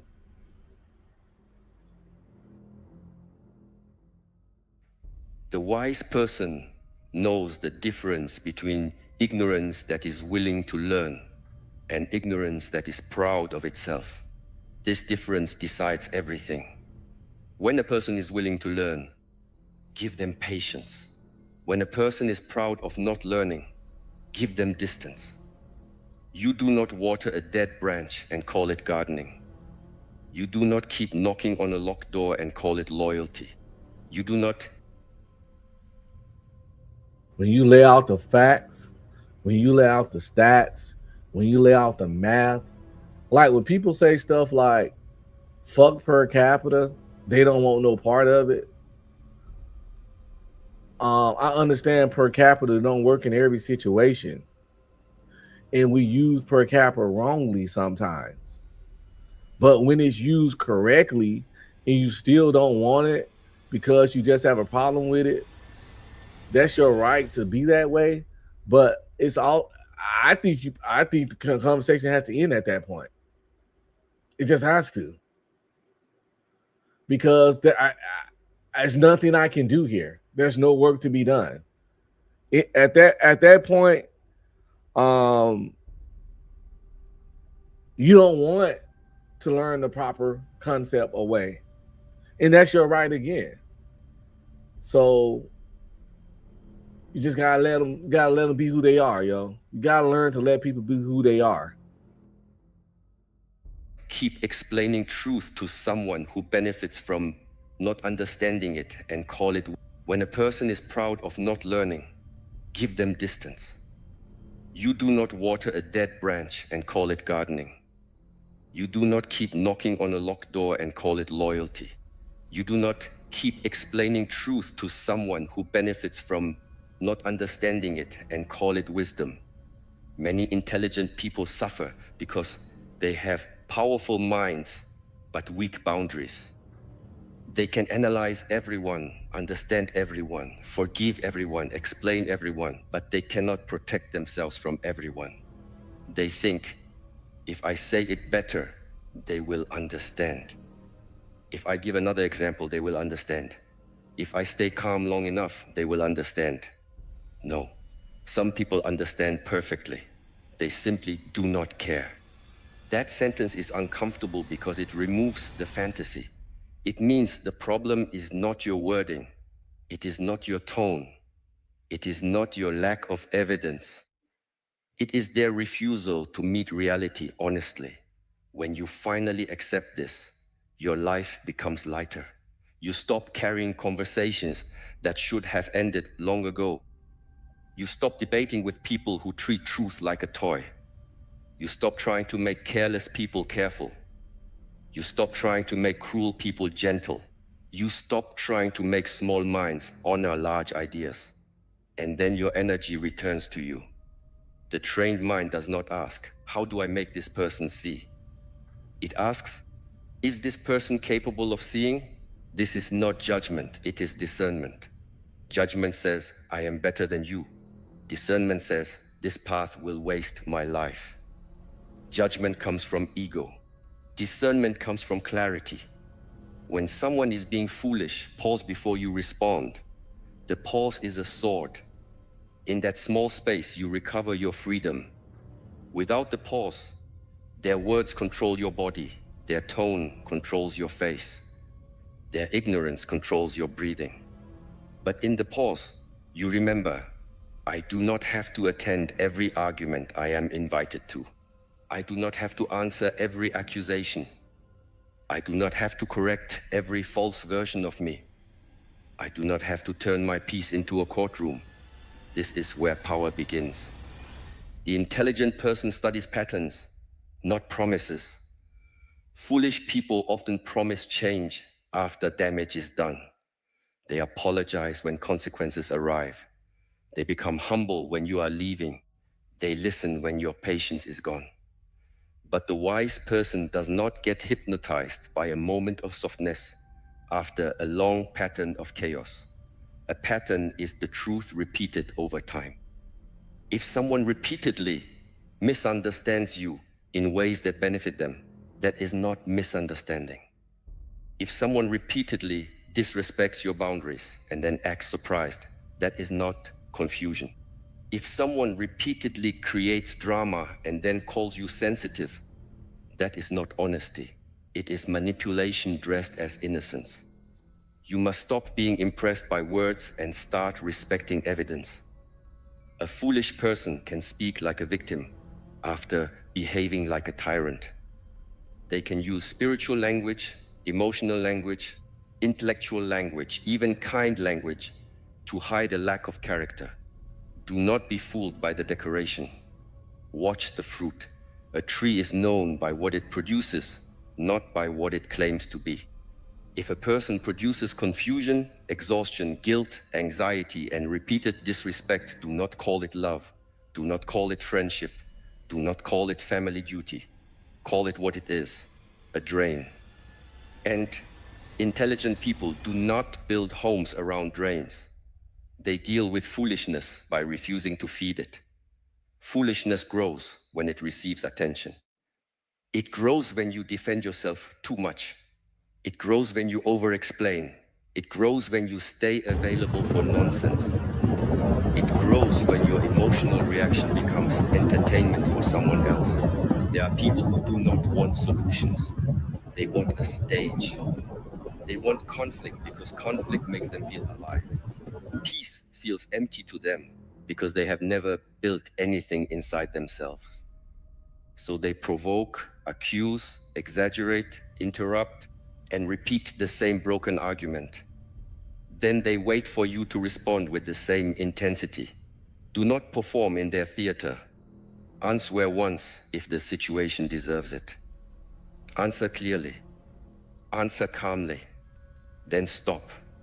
Repetition is not communication when the other person is committed to distortion. The more you repeat yourself, the more you train them that your boundaries are negotiable. Say what is true. Say it cleanly. Then let silence do the work. Silence is not empty. Silence is a mirror. It shows people what they are without your energy covering it. But silence must come from strength, not fear. If you stay silent because you are afraid, your body will store resentment. If you stay silent because you are clear, your body will store peace. There is a difference. One silence is suppression. The other is mastery. An intelligent person does not avoid confrontation. They avoid useless confrontation. When something matters, they speak. When a boundary must be set, they set it. When harm is being done, they do not hide behind calmness, like a coward hiding behind a curtain. Real wisdom is not weakness wearing white clothes. Real wisdom can say no. Real wisdom can leave. Real wisdom can cut access. Real wisdom can disappoint people without becoming cruel. You are not here to be understood by everyone. You are here to live with integrity.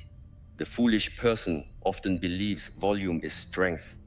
They speak louder because they cannot think deeper. They interrupt because silence would expose them. Yo, I don't know who this dude is, who made this channel. I don't know nothing. But as I listen to this, it just sounds like this motherfucker is in the chat. This person is in the chat on YouTube, but obviously they not. But this shit is just so common in human behavior that it just sounds exactly like what we see or go through every time we watch YouTube or in the chat or on a goddamn panel.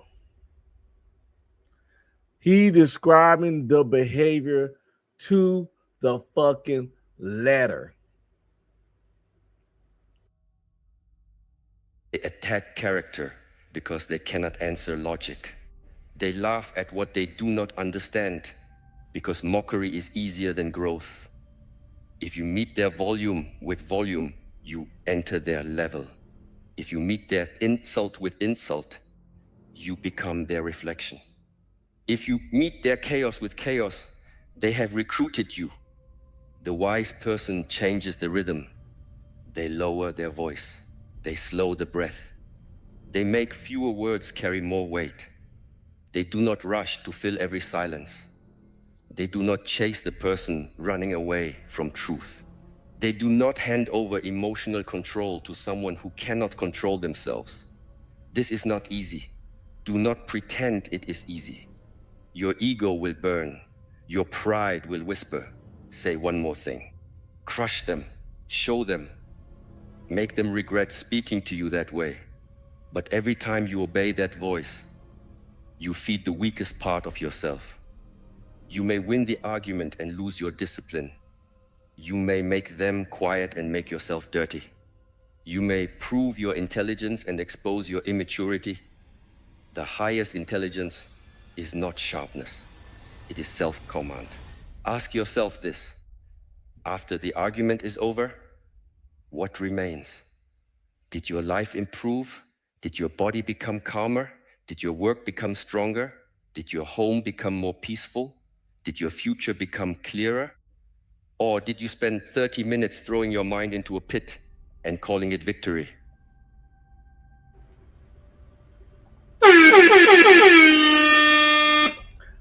Protect your fucking peace, people.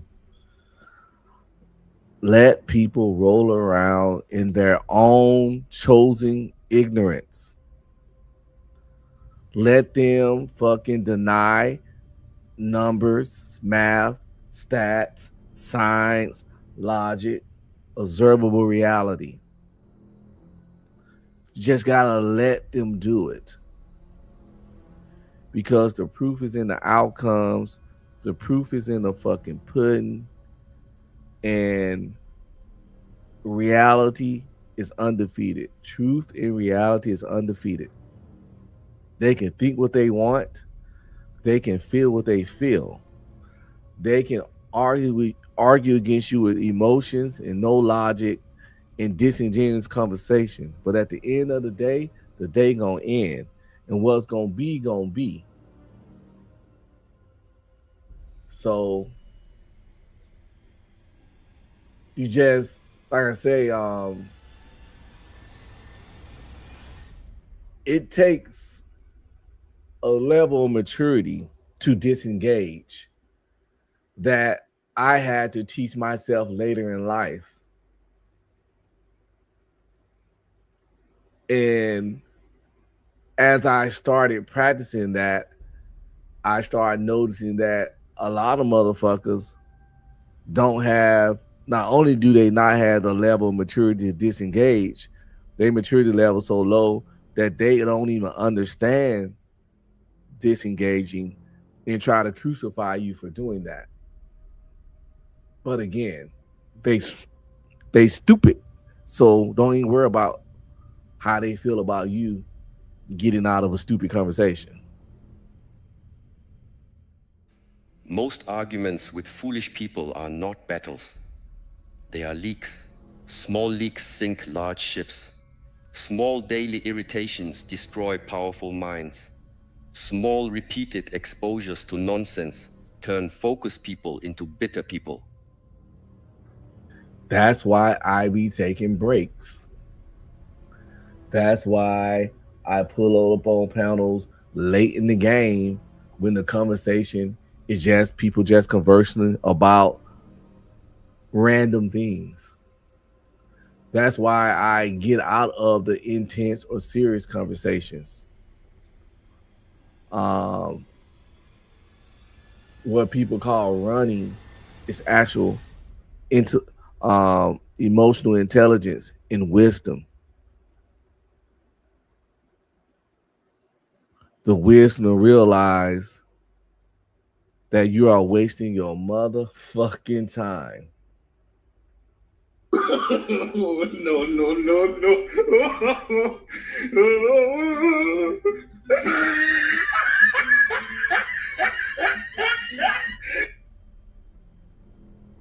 And you sitting there getting your blood pressure up, and this stupid motherfucker they getting fucking dopamine because they fucking loving this shit. Think about it. This is why you must guard your attention like a sacred gate. Everything you give attention to enters you. Everything you argue with leaves a stain. Everything you entertain becomes part of your inner climate. Do not let foolishness become the weather inside you.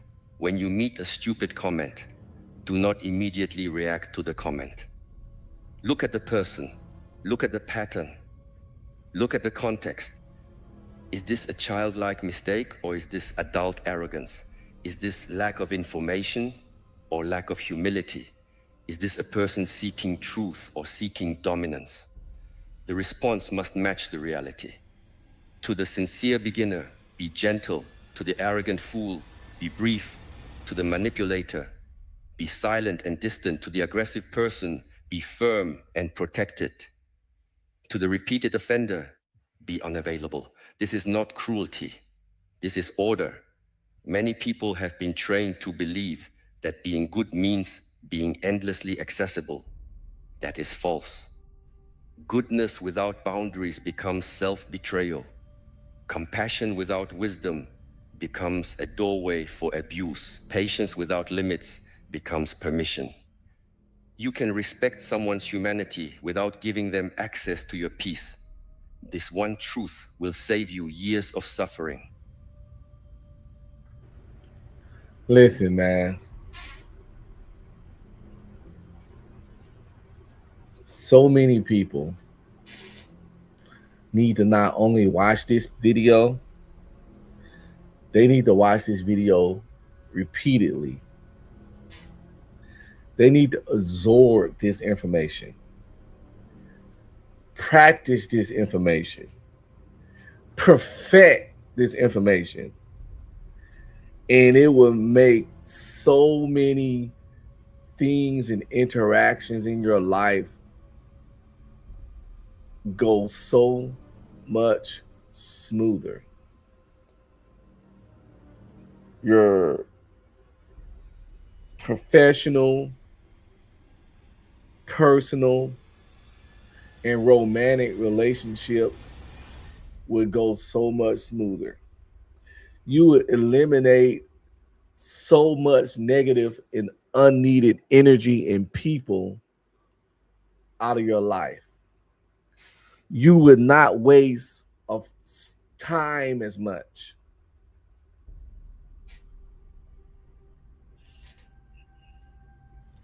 You will reclaim your time. You will reclaim your energy.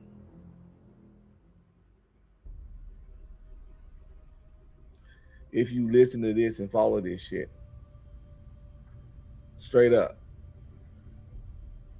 You will reclaim your peace and you will feel it. You will feel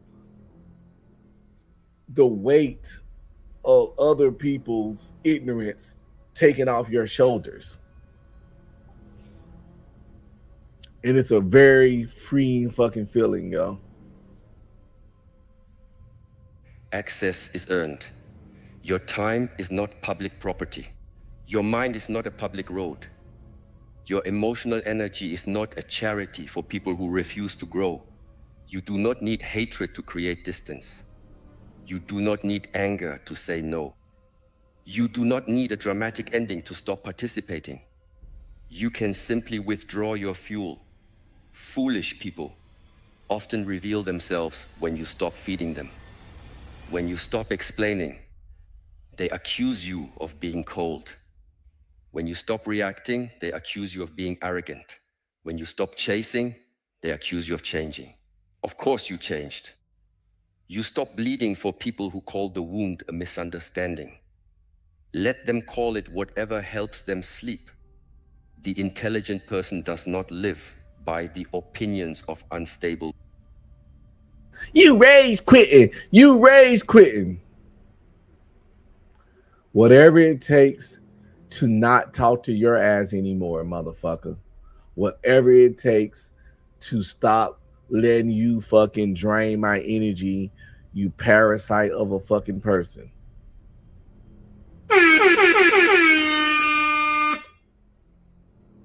They'll try to say anything to pull you back into their bullshit well of stupidity and fuckery. Don't fucking do it.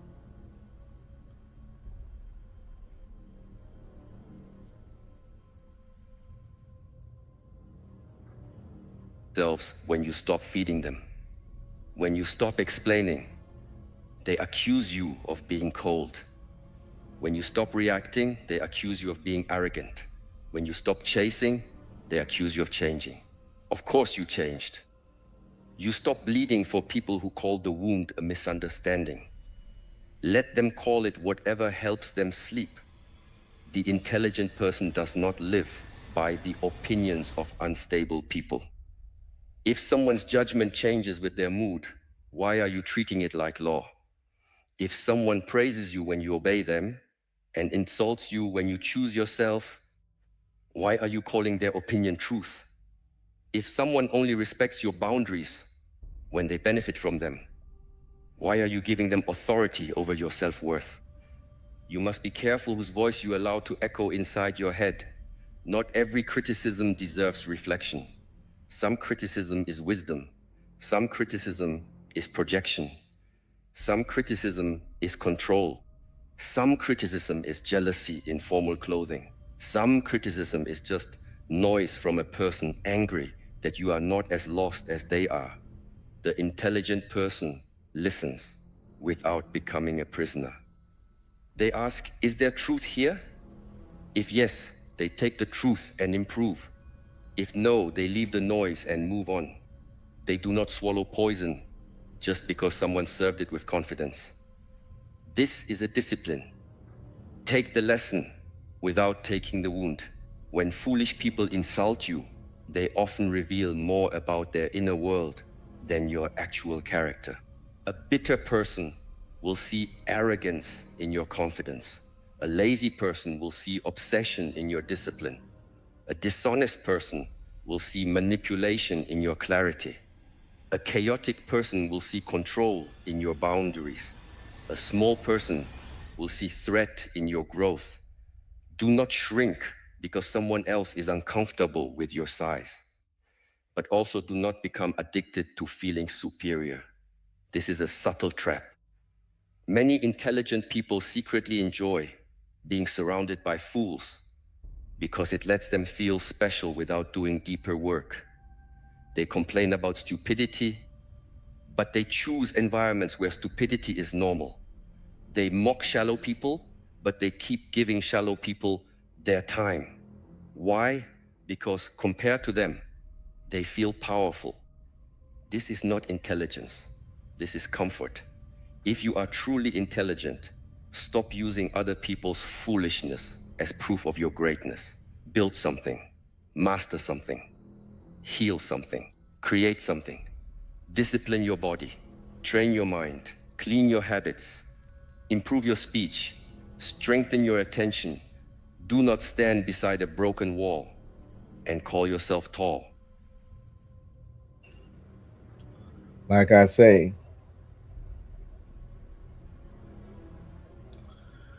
you roll around the pig pen with the pigs, you're gonna come up smelling like shit every fucking time.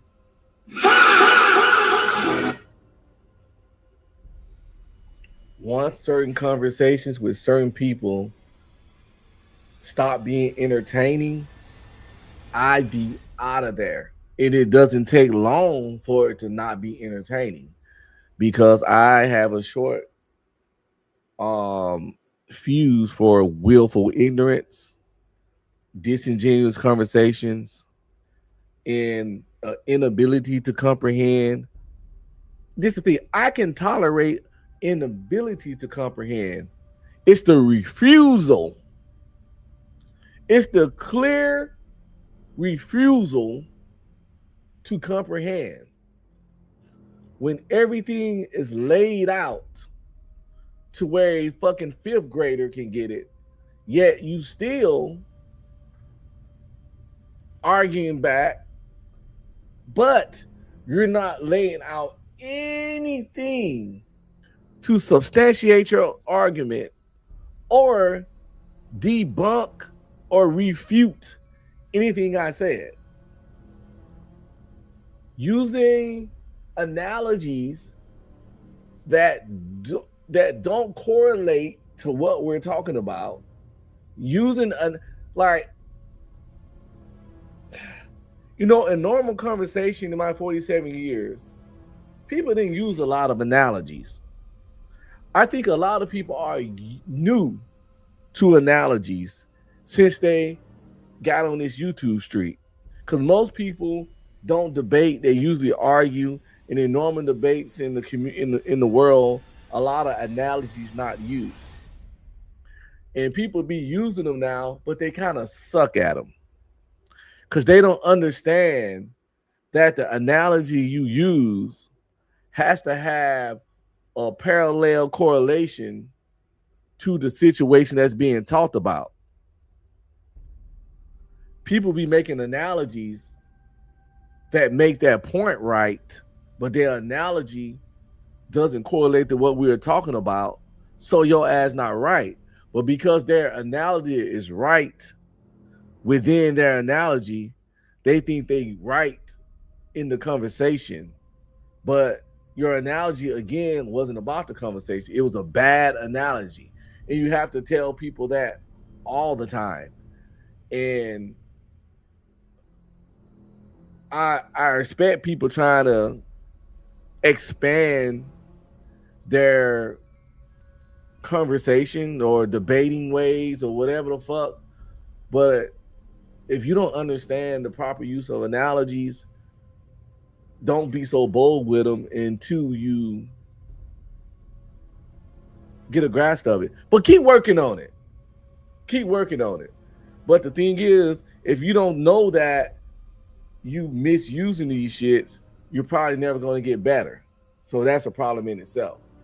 So when people tell you got a bad analogy, if you don't have the hubris to step back and look at the analogy and see like, oh, you got a point. This shit ain't really, the dots ain't connected. I don't know what to do about that. This is a fact. MS Best says Fatty uses very weak analogies when doing his ambushes. Yes, he do all the fucking time. Beans do that. They do these narrative creating specific analogies that only work in a very specific situation to make what they said true, but it don't apply to overall life, and it don't apply to what we talking about at the time. And they'll be like, well, am I wrong? Am I wrong? They want you to say they're not wrong. But yeah, you're not wrong based on your analogy, but your analogy ain't what we talking about. It's really fucking bad, yo. And once that started going on, that's when Unc gotta hit the little red thing and get the fuck out of there.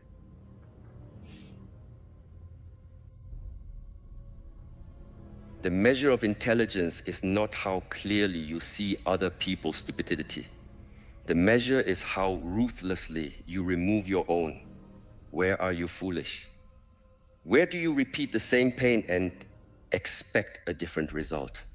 Where do you keep giving chances to people who have already given you evidence? Where do you argue when you should leave? Where do you stay silent when you should speak? Where do you mistake overthinking for wisdom? Where do you use your intelligence to justify your fear? This is where the real work begins. It is easy to identify foolishness in others. It is painful to identify it in yourself. But the intelligent person does not fear that pain. They bow to it. They study it. They use it as a teacher. They know that every fool outside them can only disturb what remains undisciplined inside them. If someone can steal your peace with one sentence, do not only blame their sentence. Study your attachment. Study the wound that reacted. Study the pride that demanded respect. Study the insecurity that needed agreement. The foolish person may have knocked on the door, but something inside you opened it. This does not excuse them. It strengthens you. You cannot control the number of foolish people in the world. You can control the number of foolish exchanges you enter. You can control how long you remain available. You can control whether you answer from ego or from clarity. You can control whether you build your day around purpose or around reaction. Most people lose their life not in one dramatic failure, but in small daily surrenders of attention. A comment pulls them, a message pulls them, a rumor pulls them, a disrespectful tone pulls them, a foolish opinion pulls them. By evening, they are exhausted, not because they worked deeply, but because they reacted constantly. Do not call that a life. A trained person protects the morning.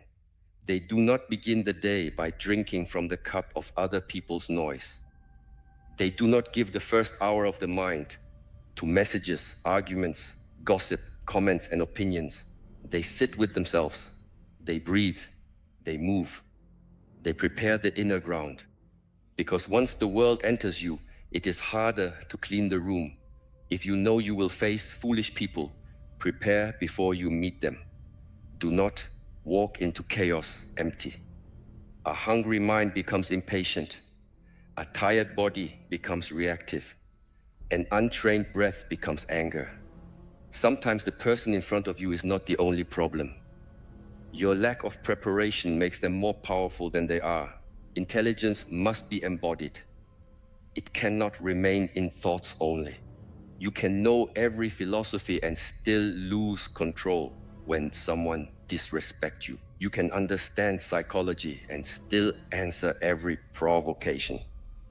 You can speak beautifully about peace and still become a slave to one foolish person's mood. Yeah, I got this. Was very interesting. I'm gonna pin the link to this video in the description or something. In the description when I finish this live, so y'all can go check it out. I think this shit need to be put on spin, on repeat for sure.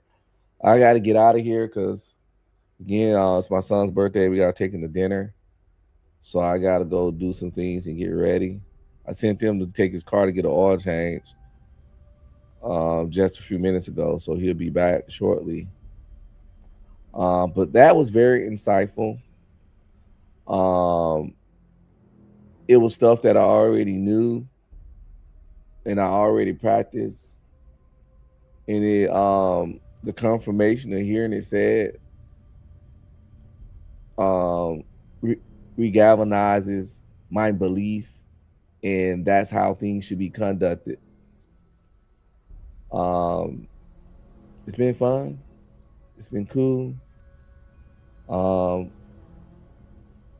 gonna go live tomorrow, probably at 3 p.m. I'm not gonna be able to go live this weekend at all, so that's why I'm trying to knock as much stuff as I can during the week. Cause I'm gonna be down there at a Hamp event. This might be risky. The fighting shit. This has been your boy be streaming. It's been fun. It's been great. Deuces, nieces, and nephews. Before we get out of here, though, don't forget to What's up, nieces and nephews? Don't forget to like, subscribe, comment, and please share.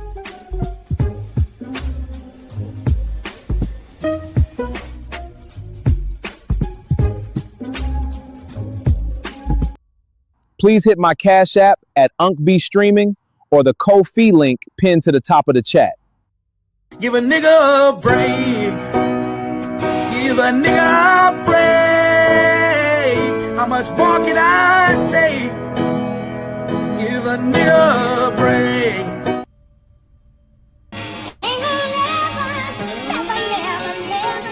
type shit.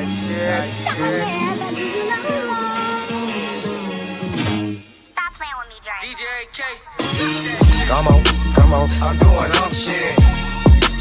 Fuck all that young shit. I'm cool with all shit. Type shit. Activities. I'm doing all shit. Fuck all that young shit. I'm cool with all shit. Type shit. Activities. Posted up on the island with a bitch. They call me cause I ain't on that dumb shit. Yeah, I'm rich, but act broke with a bitch. Duval day, I really do it for the kids. Getting checks, never gotta work a job. No Viagra, dick still get hard. I can make your auntie swipe a credit card. OG in the game, realest that you ever. Aunties get down on the floor. Show these poor ass hoes how it go. Back it up like Freak Week 94. Is she under 24? It's a no. Come on, I'm doing all shit. Fuck all that young shit. I'm cool with all shit. Type shit. Activities.